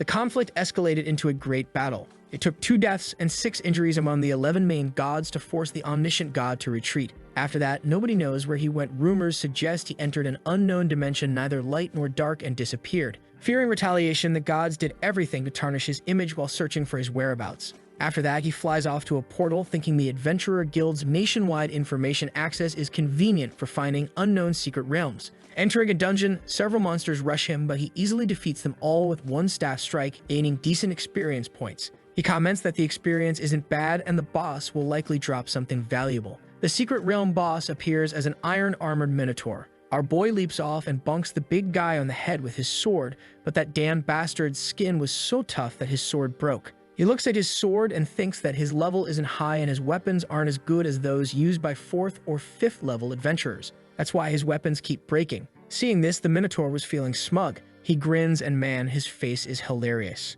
Our boy just casually throws his sword and unleashes his terrifying power, and the minotaur is now sweating bullets. In the next moment, our boy turns him into experience points, but Feng isn't happy. He is thinking about how he only leveled up from 43 to 47. The monster didn't provide much experience and cost him a sword. The only good thing that came from this battle was that he could learn a new skill, so Feng chose Windblade, which gets transformed into Dark Erosion Wind. Our boy thinks the more forbidden spells are better. Otherwise, he'll always worry about lacking power. But he understands relying solely on forbidden spells isn't enough without proper weapons and equipment. He can't defeat bosses, let alone gods. He decides to head to the nearest city for new weapons. At the shop, a saleswoman approaches, showing him all 7 legendary quality long swords available. Feng asks if there are only 7, but says it doesn't matter, he'll take all of them. The saleswoman is thinking, who is this dude? He looks so young, yet he has the supreme black card of the trading center, and he is casually buying all the orange quality swords at once. She thinks about how she even showed him the top-tier Sky Vault that has the highest attributes among all of the swords, but he didn't even bat an eye, as if it's just low-level stuff. She then went to her colleague for help, but she told her that she's attending to an important guest, so she can't talk right now. Feng buying that sword apparently caused a problem because some young master of some big family had his eyes on it and had come to buy it personally, so his men are asking why they are giving priority to Feng when both of them have the black card. The manager is thinking how if a conflict happens, she'll definitely lose her job. That young master walks in to like the video and help Mamoru to make juicy content and activate that cheeky little bell.